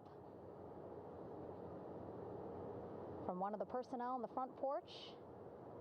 It looks like they are now getting ready to deploy what they call the Air Rescue Vest, ARV. And so this is the harness that each crew member will get into in order to be hoisted into the helicopters. Again, those helicopters hovering just about 40 feet above the front porch when they're ready to pick up each crew member.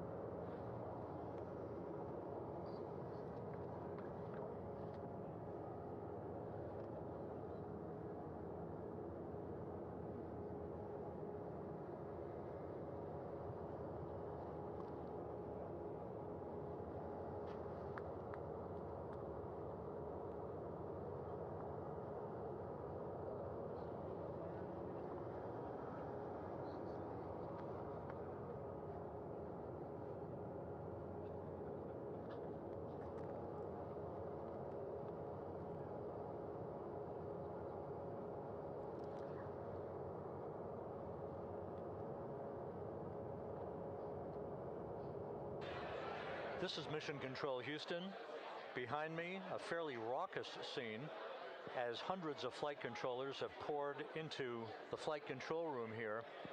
This is reminiscent of the scene after the final shuttle mission of STS-135, although that was the end of a program. This is only the beginning of a program with the textbook splashdown of Integrity and its 4 astronauts. We're standing by for the crew to be extracted from the spacecraft. Entry Flight Director Rick Henfling invited all of these flight controllers who have contributed to this mission to enter the flight control room, to have an opportunity to receive well wishes and to share the mutual glow that exists in the wake of a textbook mission for Integrity. On the front screen here in Mission Control, a sign that says, "Welcome home, Integrity, taking humanity back to the moon, going further, and returning safely to Earth."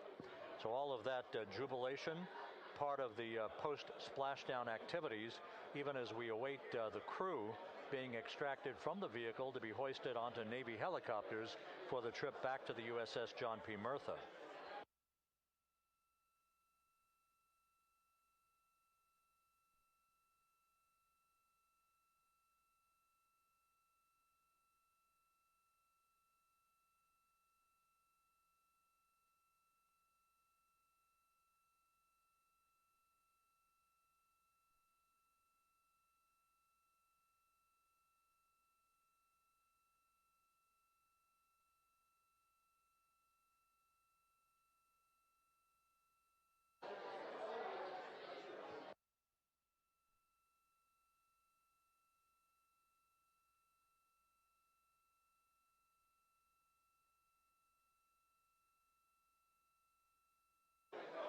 Once again here in Mission Control, this view of the Artemis Flight Control Room, known as the White Flight Control Room. This is the old shuttle flight control room, and now is the home of Artemis missions to the moon and beyond.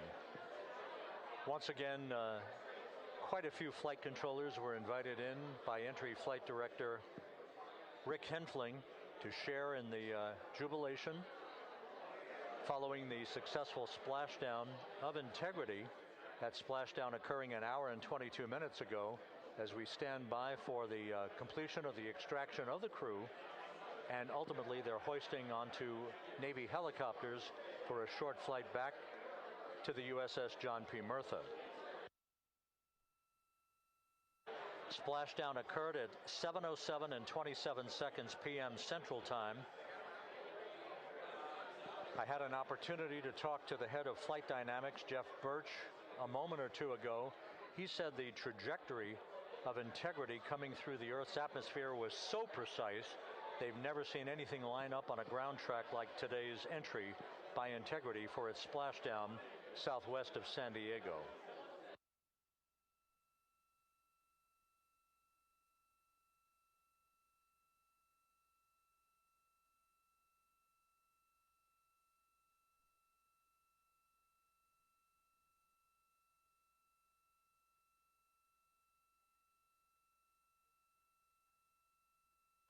And the initial, you can hear it.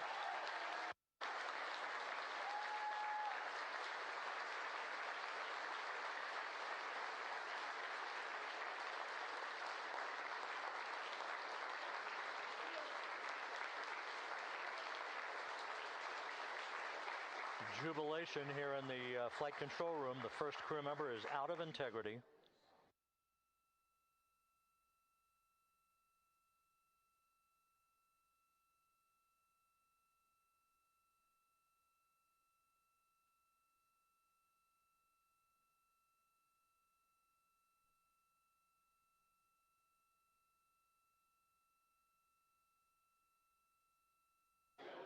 We are expecting the other crew members momentarily to be extracted.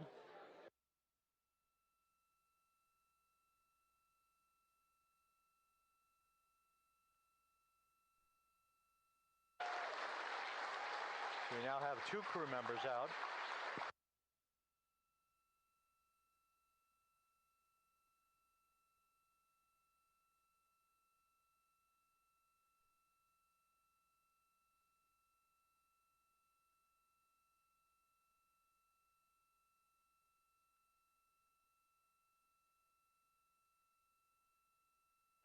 Two crew members out, 2 to go.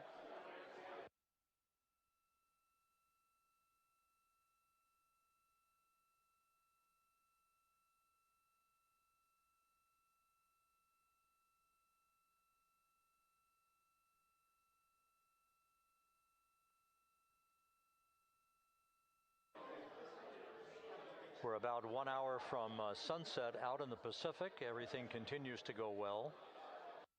Integrity's systems function perfectly during its entry back to Earth. And Reed Wiseman, the commander who will be last out of the vehicle, reported that all the crew members were feeling very well.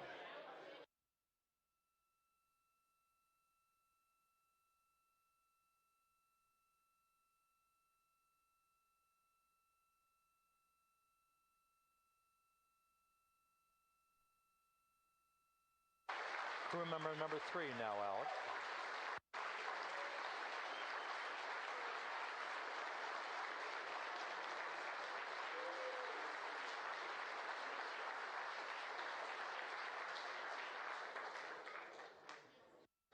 And now standing by for the commander, Reed Wiseman, who will be last out of his ship. Bobbing in the Pacific under almost ideal conditions, Integrity spanned 694,000 miles during its journey from launch to splashdown.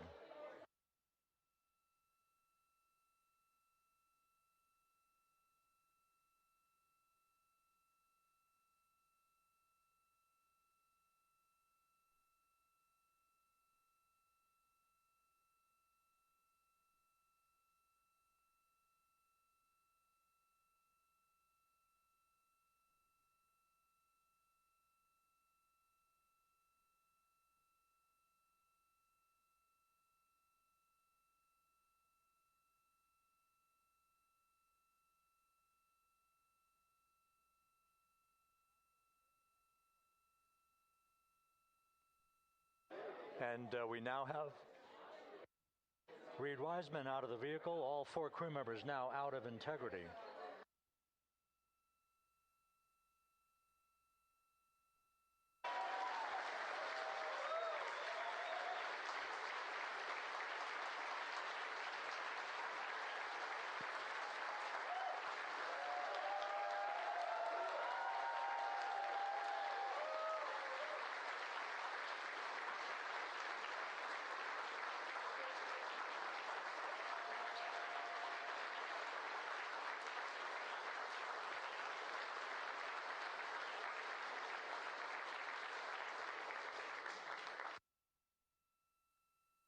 Once again, all 4 crew members now on the front porch, and the procedure to begin hoisting them up to these 2 Navy helicopters hovering overhead will begin shortly.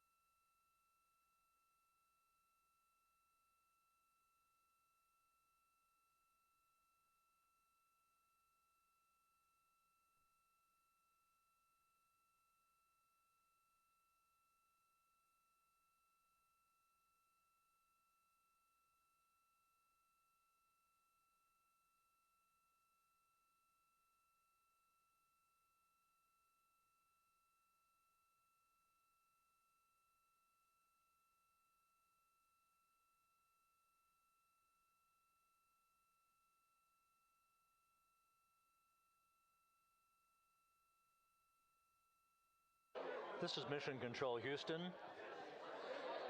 The mission is over, but the melody lingers on as jubilation continues here in the flight control room. We should be expecting NASA's Associate Administrator, Amit Kshatriya, to be joining us shortly for a short interview while the recovery operations continue out in the Pacific. So we'll stand by for that. And then we'll turn it back over to Megan Cruz aboard the USS John P. Murtha.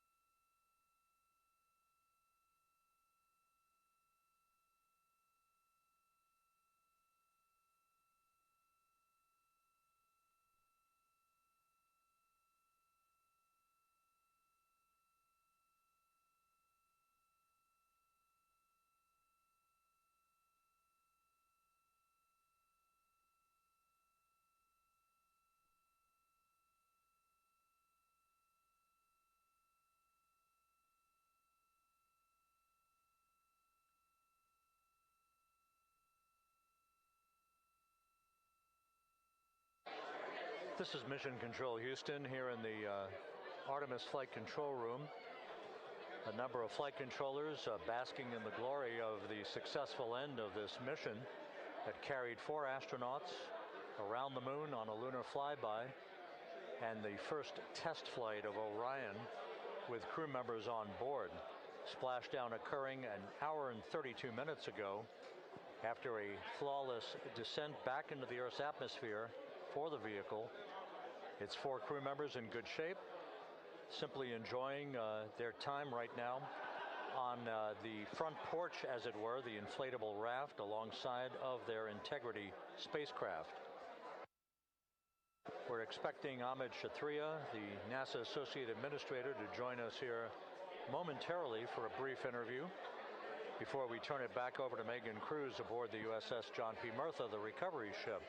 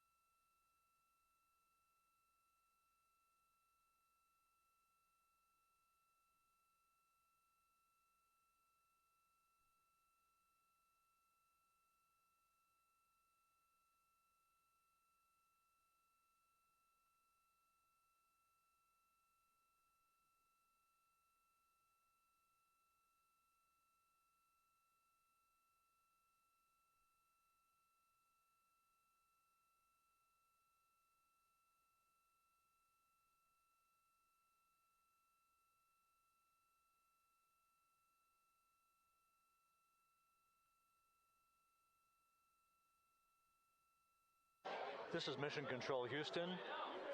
We're about an hour and 34 minutes since the textbook splashdown of integrity in the Pacific to bring home our astronauts.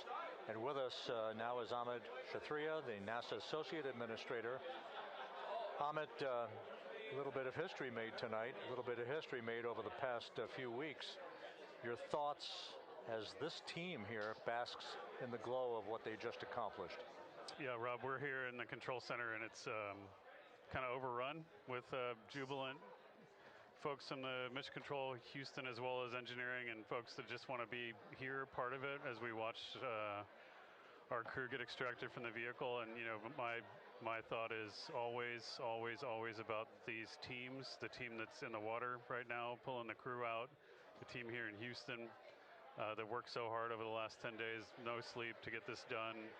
We still have some work to do to get the crew to the med bay here on the ship. They all look great coming out, so hopefully that won't be too long. I think we saw the administrator on the boat too, giving his thanks to the Navy team on the Mirtha, which they're just an incredible group of sailors. I was able to visit with them a couple weeks ago. And then if you pull it all the way back to the workers and the folks that joined the rocket at Michoud, that made the heat shield tiles that held together tonight, that stacked the vehicle in Florida, that integrated the vehicle in Denver, that fired the engines in Stennis, that fired the boosters in Promontory. I mean, this is the entire team, coming together and being tested by the environment that this machine went through, and they did it right. The work was good. They did it right. You've said in a number of briefings, of course, and in other forums that this is just the first step. The cadence has to step up, as the administrator has indicated. Now, it's a little early for the full report card on how integrity did, but did this mission ultimately, from your eyes' view, exceed expectations? It absolutely did. I mean, I was waiting to talk about this until we were in the water, and I think we still have, again, work to do to bring it in and really kind of go through it bolt by bolt and see what we learned. But I mean, so far, given what we learned during the mission and given how we performed on ascent, on entry, I always think about energy in terms of the states that you worry about the most, and every time we put these machines through these incredibly energetic states that came through. So I'm fairly confident that we made a big step tonight to get us on the path towards the surface. I think the path to the surface is open now. We do have to do all the work, and we'll make sure we talk about that as cleanly as we can. We learned a few things during the mission, but I have to tell you, this was an incredible test of an incredible machine. From an American psyche standpoint, the Empire State Building was lit up red, white, and blue tonight. Our coverage was seen on baseball stadiums around the major leagues. How captivating was this experience for the American people, for the world, in fact, as we returned to the moon? I have not been able to watch a lot of the coverage as we've progressed through the mission. I will tell you, just from my witness in Florida before launch, and then seeing the people's faces here, and then reading where I can about how things are going. I think this has been a gift to the world from NASA. NASA has given the world a gift, proving to folks all over the place, especially young people, and that to me is what this is really about. Young people, when they see what we can do when we work together, when we have teams that collaborate, that it doesn't matter how hard the problems are, we can solve them. I'm hopeful that Artemis II, as folks witness what we were able to do with this incredible crew, this incredible team that we've birthed into the world, scientists and engineers and artists that have been inspired by this.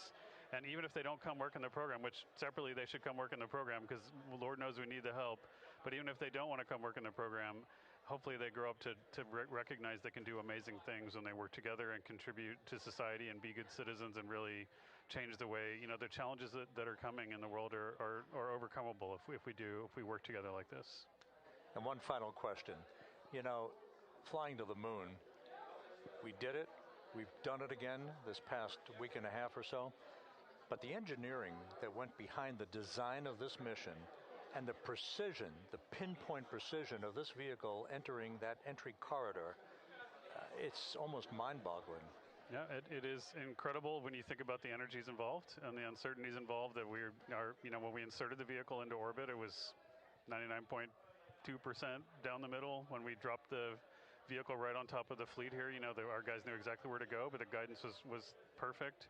You know, it's interesting. I've got this question a lot over the last few weeks about, you know, we did this before 53 years ago, and you know that.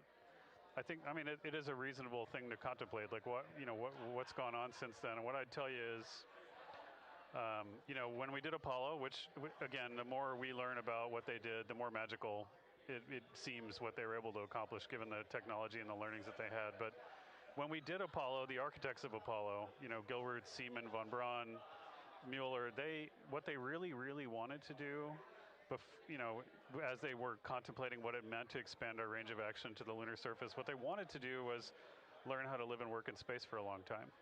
They wanted to do that first before they were confident they could expand their range of action to the moon. Now, of course, the politics of the time and the mission at the time was different, and so they had to go straight to the moon and bring people home. And then after that, the program kind of lost its momentum.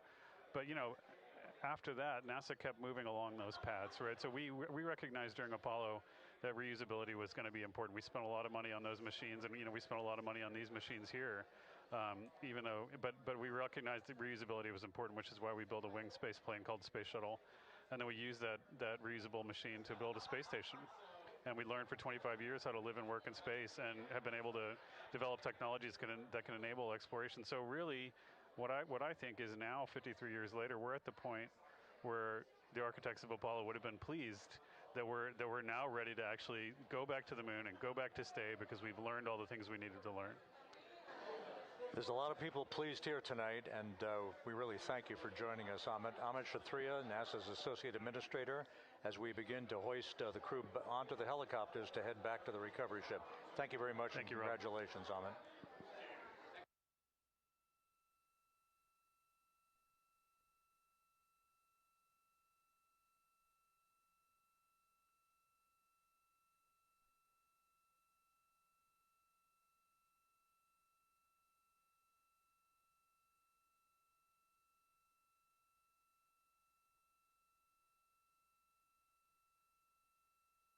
This is Mission Control Houston, with the crew members now beginning to be hoisted aboard the Navy helicopters. Let's go to Megan Cruz aboard the USS John P. Murtha, who will take it from here.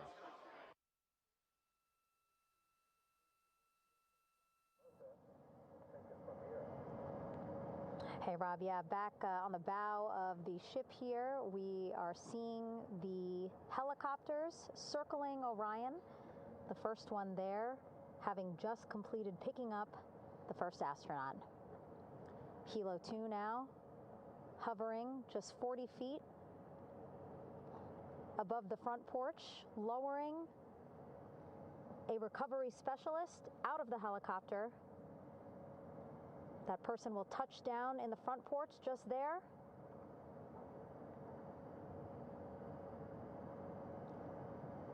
The crew members already outfitted with a harness that will allow them to quickly attach to the hoisting device.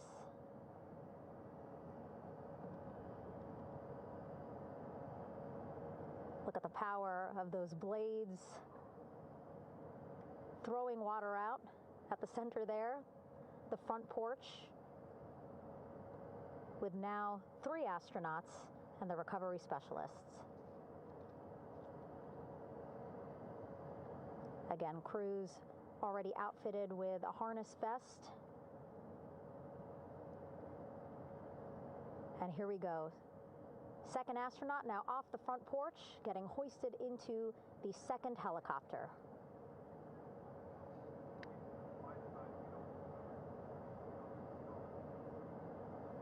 That helicopter will now hover just a distance away to give room for the first helicopter to come back and pick up the third astronaut.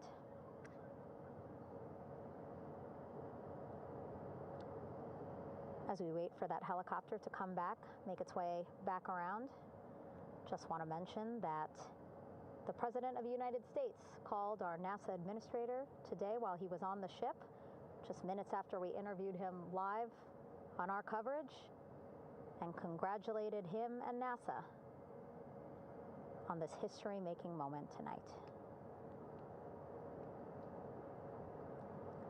Helicopter 1 again hovering 40 feet over the front porch, We will soon see another recovery specialist getting lowered onto the front porch.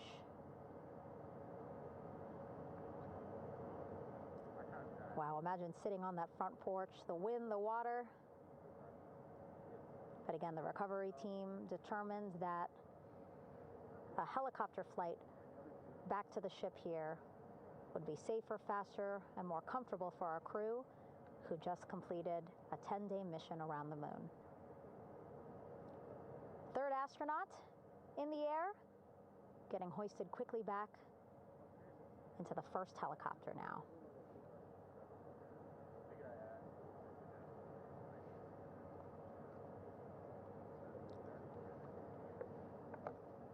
That first helicopter now on its way back to the ship here. We will soon see it land in just a few minutes.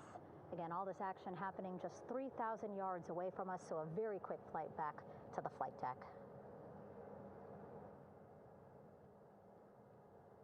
And now the only person left on the front porch, Commander Reed Wiseman. That second helicopter now making its way back over to the front porch.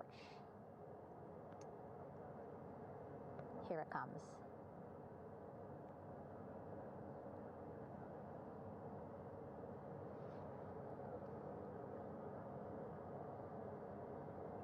Making its final approach here.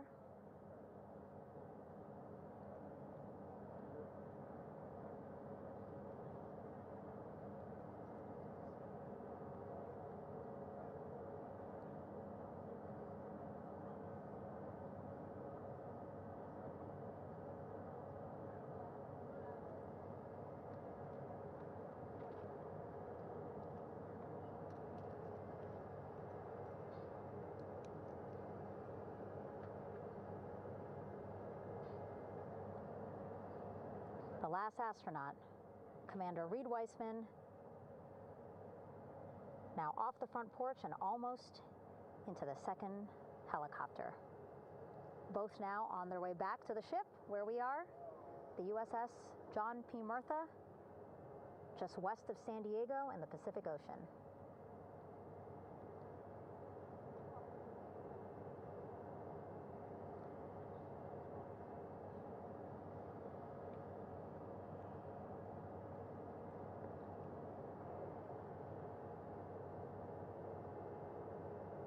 Exciting to see our 4 crew members minutes away from landing on the flight deck here on the recovery ship.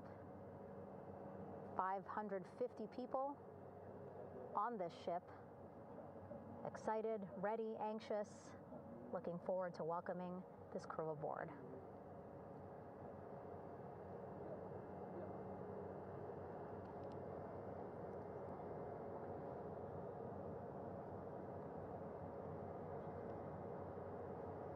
Watching them now with our own eyes. Close to the ship here. Hearing them begin to hover on the flight deck, which is just across from us, here on the bow.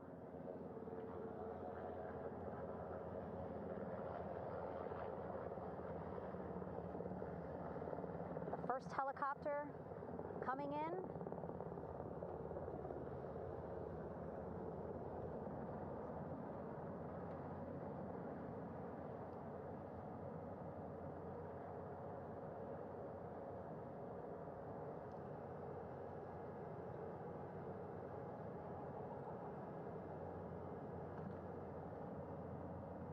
And wheels down. Wheels down of the first helicopter carrying 2 of our Artemis II crew. Pilot Victor Glover and mission specialist Christina Cook.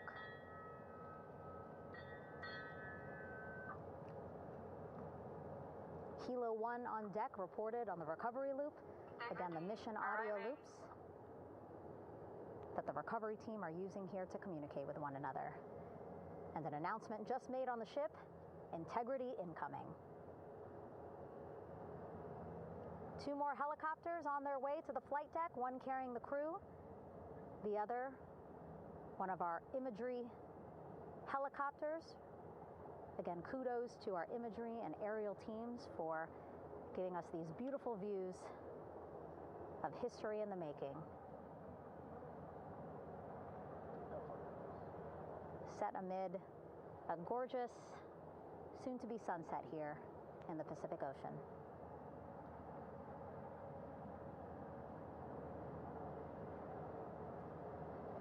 Second helicopter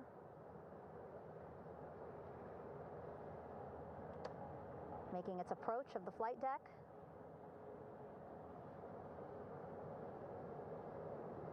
Plenty of people here on the bow with their cell phones out, filming this moment.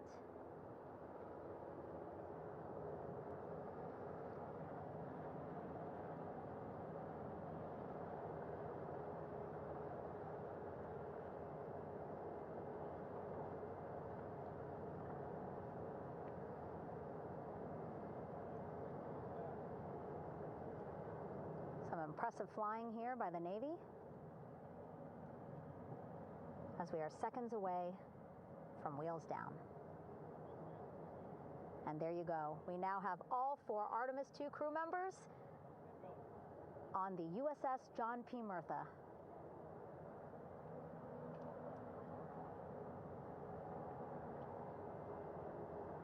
I'm sure they're happy to be out of the water and on this recovery ship with, again, 550 people on board, ready to welcome them home. But first, as we've been saying throughout the broadcast, just making sure the crew feel good. We reported that they were feeling good when they were in Orion, but those were just initial, quick, verbal assessments of how they're feeling. Their destination tonight, the medical bay here on the ship, right after we power down the helicopters here.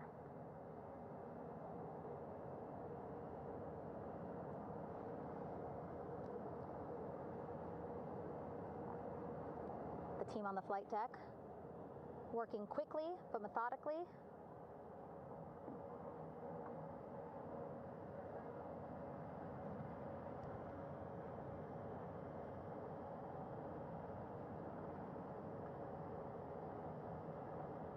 Waiting for just one more helicopter to touch down.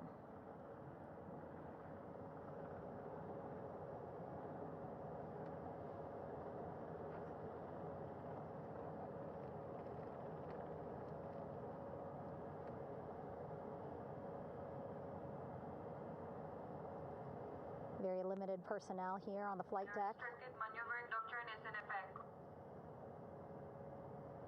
As that third helicopter touches down.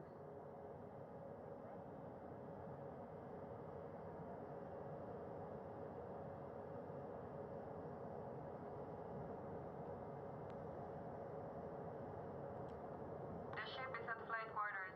Stand clear of waiter decks, aft of frame 095, or no cover staff side, thrown articles over the side, hold all trash and garbage on station. Flight quarters. While just a few folks on the flight deck itself, there are plenty more on some upper decks. I see in some of our views a very packed crowd overhead. Announcements being made over the ship's loudspeaker system, reminding folks to stay clear of operational areas like the flight deck, so that teams can work quickly to get the crew off of the helicopters and into the medical bay.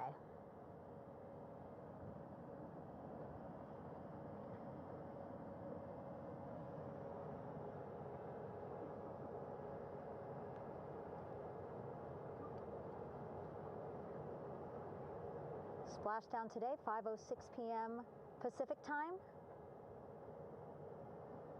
We are within 2 hours of that splashdown time, and already we have all 4 crew members on the flight deck of the USS John P. Murtha.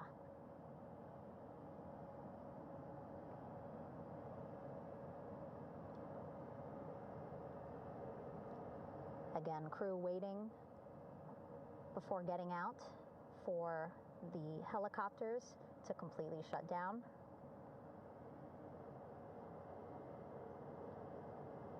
Safety, of course, very important to NASA and the U.S. military.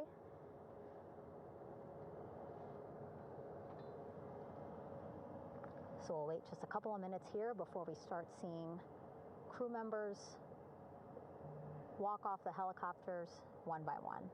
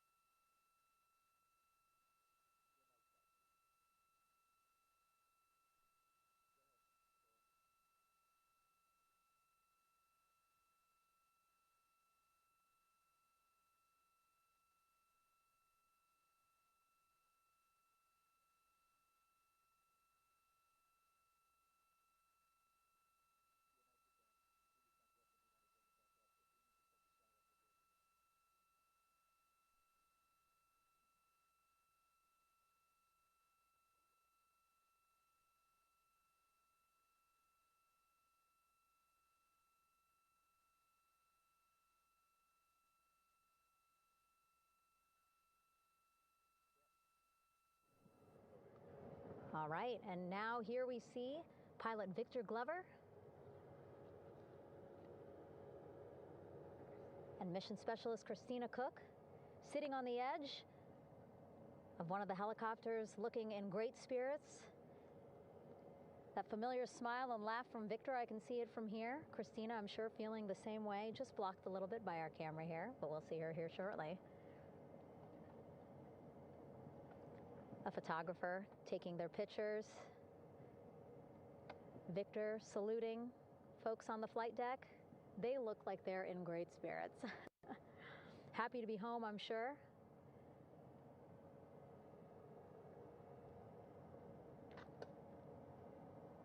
If you're sitting at home, I hope you too are wondering, what would you want to ask them if you got a chance to talk to them, because that is what I'm thinking about. Getting the opportunity to talk to or ask questions of these 4 astronauts who just made history as the first crew to return to the moon since 1972.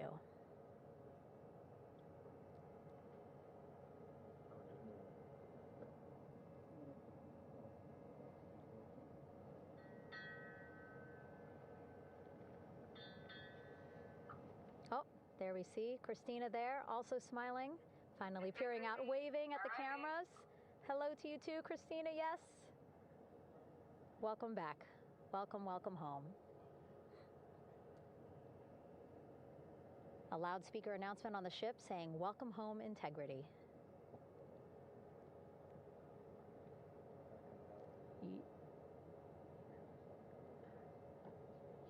Victor in great spirits. I can't see who he's talking to, but I kind of think that he might be talking to his other 2 crew members. Shouting from across the flight deck, congratulations to one another.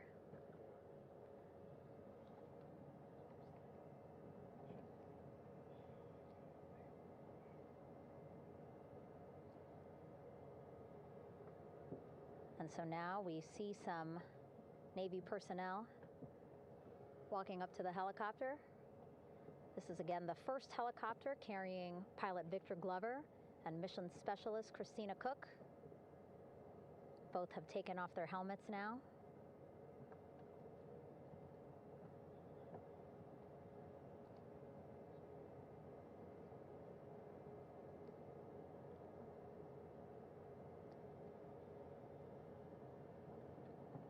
Some pictures, video to catalog this historic moment.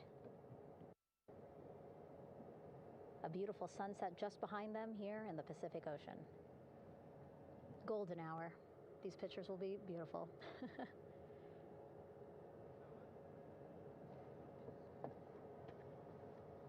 Now we see NASA Administrator Jared Isaacman. He is on the flight deck, as well as Flight Surgeon Rick Schuring walking over to Victor and Christina first. We saw the administrator walk over to the other helicopter, which is carrying Commander Reed Weissman and Mission Specialist Jeremy Hansen.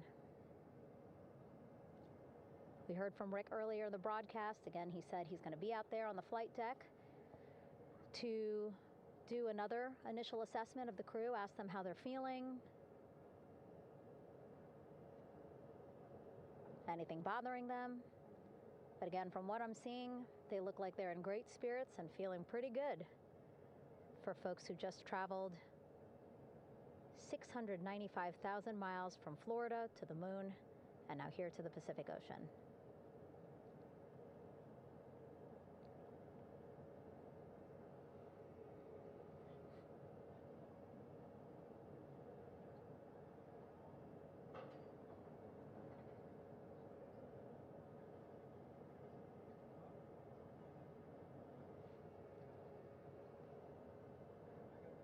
We're now seeing NASA Administrator Jared Isaacman walking across the flight deck. He had been talking to Reed and Jeremy, now approaching Victor and Christina.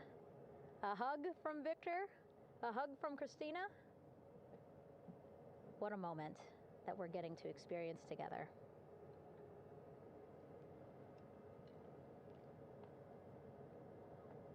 I'm sure congratulatory words. You know, we got to speak to the administrator live on this broadcast as well, and he said the kid in him right now, giddy, absolutely giddy at what we were able to accomplish today. Returning them home safely and in good spirits after a 10-day mission around the moon. And here we go. We're seeing Jeremy walking, waving across the flight deck, now on his way to the medical bay.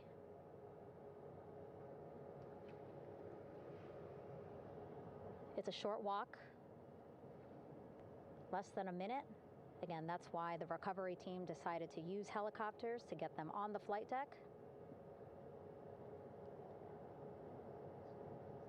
for that short walk to medical bay. And now on the flight deck, we see the chief of the astronaut office, Scott Tingle. Rick Schuring switching places. He's going over to the other helicopter. Big hugs from Victor, Christina to Scott. Again, a gorgeous sunset setting the stage for this recovery tonight.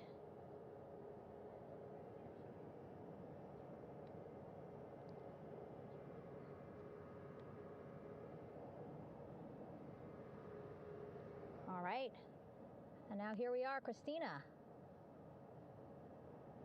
making her way, looking thankful, grateful, happy to be home.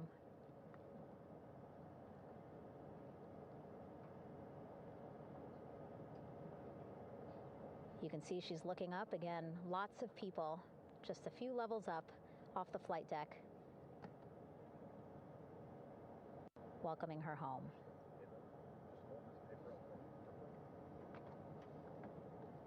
Scott holding the door like a gentleman, but back on his way to the other crew still on the flight deck.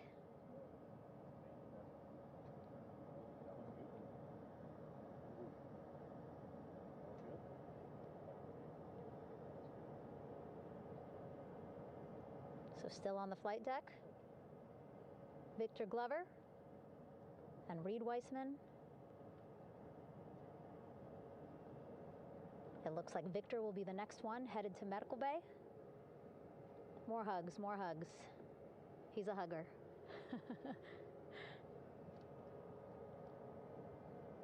Victor looking good as he walks across the flight deck.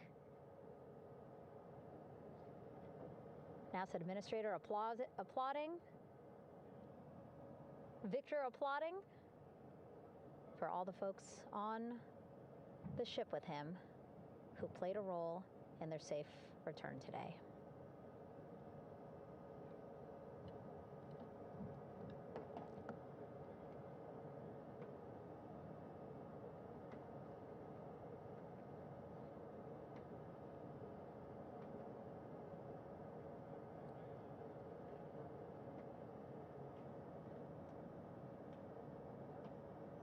Finally, just one Artemis II crew member left on the flight deck, Commander Reed Weissman.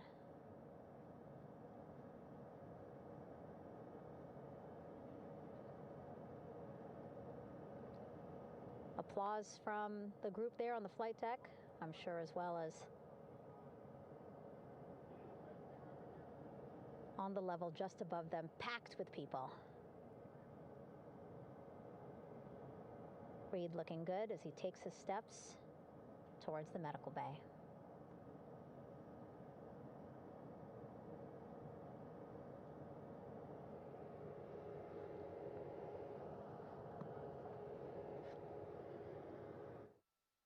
See our 4 Artemis II crew members back on the ship. Again, now they will head into medical bay, where they will be assessed by flight surgeons from both NASA as well as the Canadian Space Agency. A more in-depth assessment. When they get to medical bay, they will each have their own nurse. They will be helped out of their suits. And then again, we'll check to see that they're feeling good. Make sure it's not just adrenaline, but that they are feeling good from their long journey back from the moon. Beautiful shot of that sunset, illuminating our flight deck.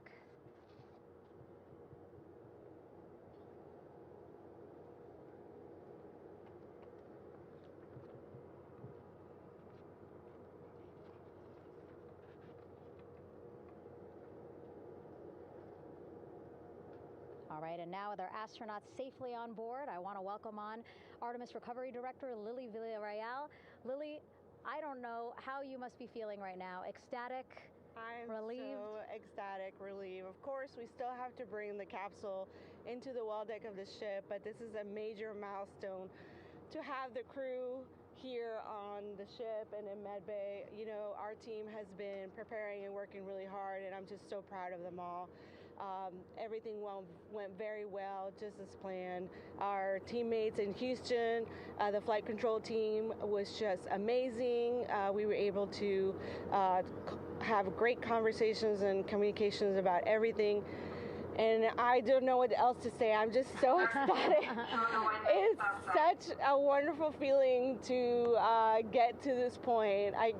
Again, we still have to get the capsule, but this is huge for all of us in landing recovery, and I couldn't do this without my team, and of course the full support of the U.S. military. There's going to be lots of, high fives when we get the capsule back in, and I'm so happy that the crew's doing well, Orion's doing well, and thank you for everybody watching. Yeah, it was great to watch the crew come back to the ship with you. How were you feeling when you were seeing them looking so happy to be home and feeling really good? The funny thing is that we had video of them from inside the Orion vehicle. They were like that from the beginning. When we opened the hatch, they were already out of their seats, having a good time, waiting for us to open the hatch. And they opened the hatch, and of course we did the first medical assessment. Everybody was doing very well, and they were just having such a great time with the medical team that was inside the capsule. I think they were all taking selfies with the phones that they have, probably talking about what they saw, and it was just smiles all around. They were having such a great time. And then we put them on the front porch when we were ready to put them on the front porch. And again, you could see they were just so ecstatic to be home and talking to everybody. So we were very happy to see all of that in the control room of the LFOC. How remarkable is that? Again, if we think about their journey, the 695,000-mile journey around the moon and back, coming back at 30 times faster than the speed of sound. I mean, how remarkable is that they are in such good spirits? I mean, this is an amazing crew. I think you guys have seen it for the past 10 days. They're wonderful people, and we're so happy that they brought us along on that ride. And I can't wait to see all the additional videos and pictures that they have that, we'll get a hold of now that they're back on the ground. And I can't wait to hear how a little more than what we saw on the press briefings from the crew about what they saw. It's just fantastic. Some of my favorite people around this 10 days was the science team and how excited they were. And so this is exactly how we feel in the landing recovery team when the science team went, oh my goodness, when they heard all the discussions about the moon. This is exactly how we feel now in the landing recovery team. We're so ecstatic. Yeah. Again, we have to recover the capsule. I want to make sure we don't forget about our Orion. Lily's all about business. She's thinking about what's next. But yeah, speaking of these 10 days, I mean, we have been along for the journey with them, live with them 24/7 for 10 days, and just really seeing the engagement that we've gotten from around the world. What do you hope people take away from this mission?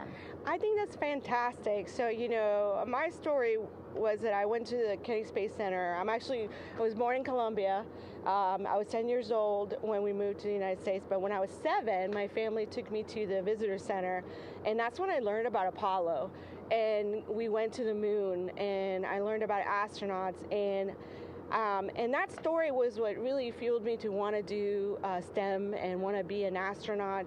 And I think that this Artemis program is going to do exactly what what girls, my age back then is 7, young people right now, girls and even like young men, obviously. But we want to empower people to know that you can do this, right? If you want to come and work for NASA, if I did it, they can do it. And Artemis program is just going to inspire everybody. And I'm so happy about that. Yeah. Like Apollo inspired me. Thank you so much, Lily. Really appreciate you being here. As you said, still a lot of work to do, 5 to 6 more hours to recover Orion that's still out in the water. So I'll let you get back to it. But you had beautiful words to say again. We hope that this inspires people. We hope that you come and join us at NASA and accomplish great things with us in the future. Yeah. Back to you, Rob. Thank you, Megan, and safe sailing out there in the Pacific. Here in Mission Control, it is now all quiet. The team of flight controllers and all their support personnel have left the room to enjoy the aftermath of a textbook touchdown by Integrity that splashed down in the Pacific right on target to complete this historic flyby of the moon, the Artemis II mission.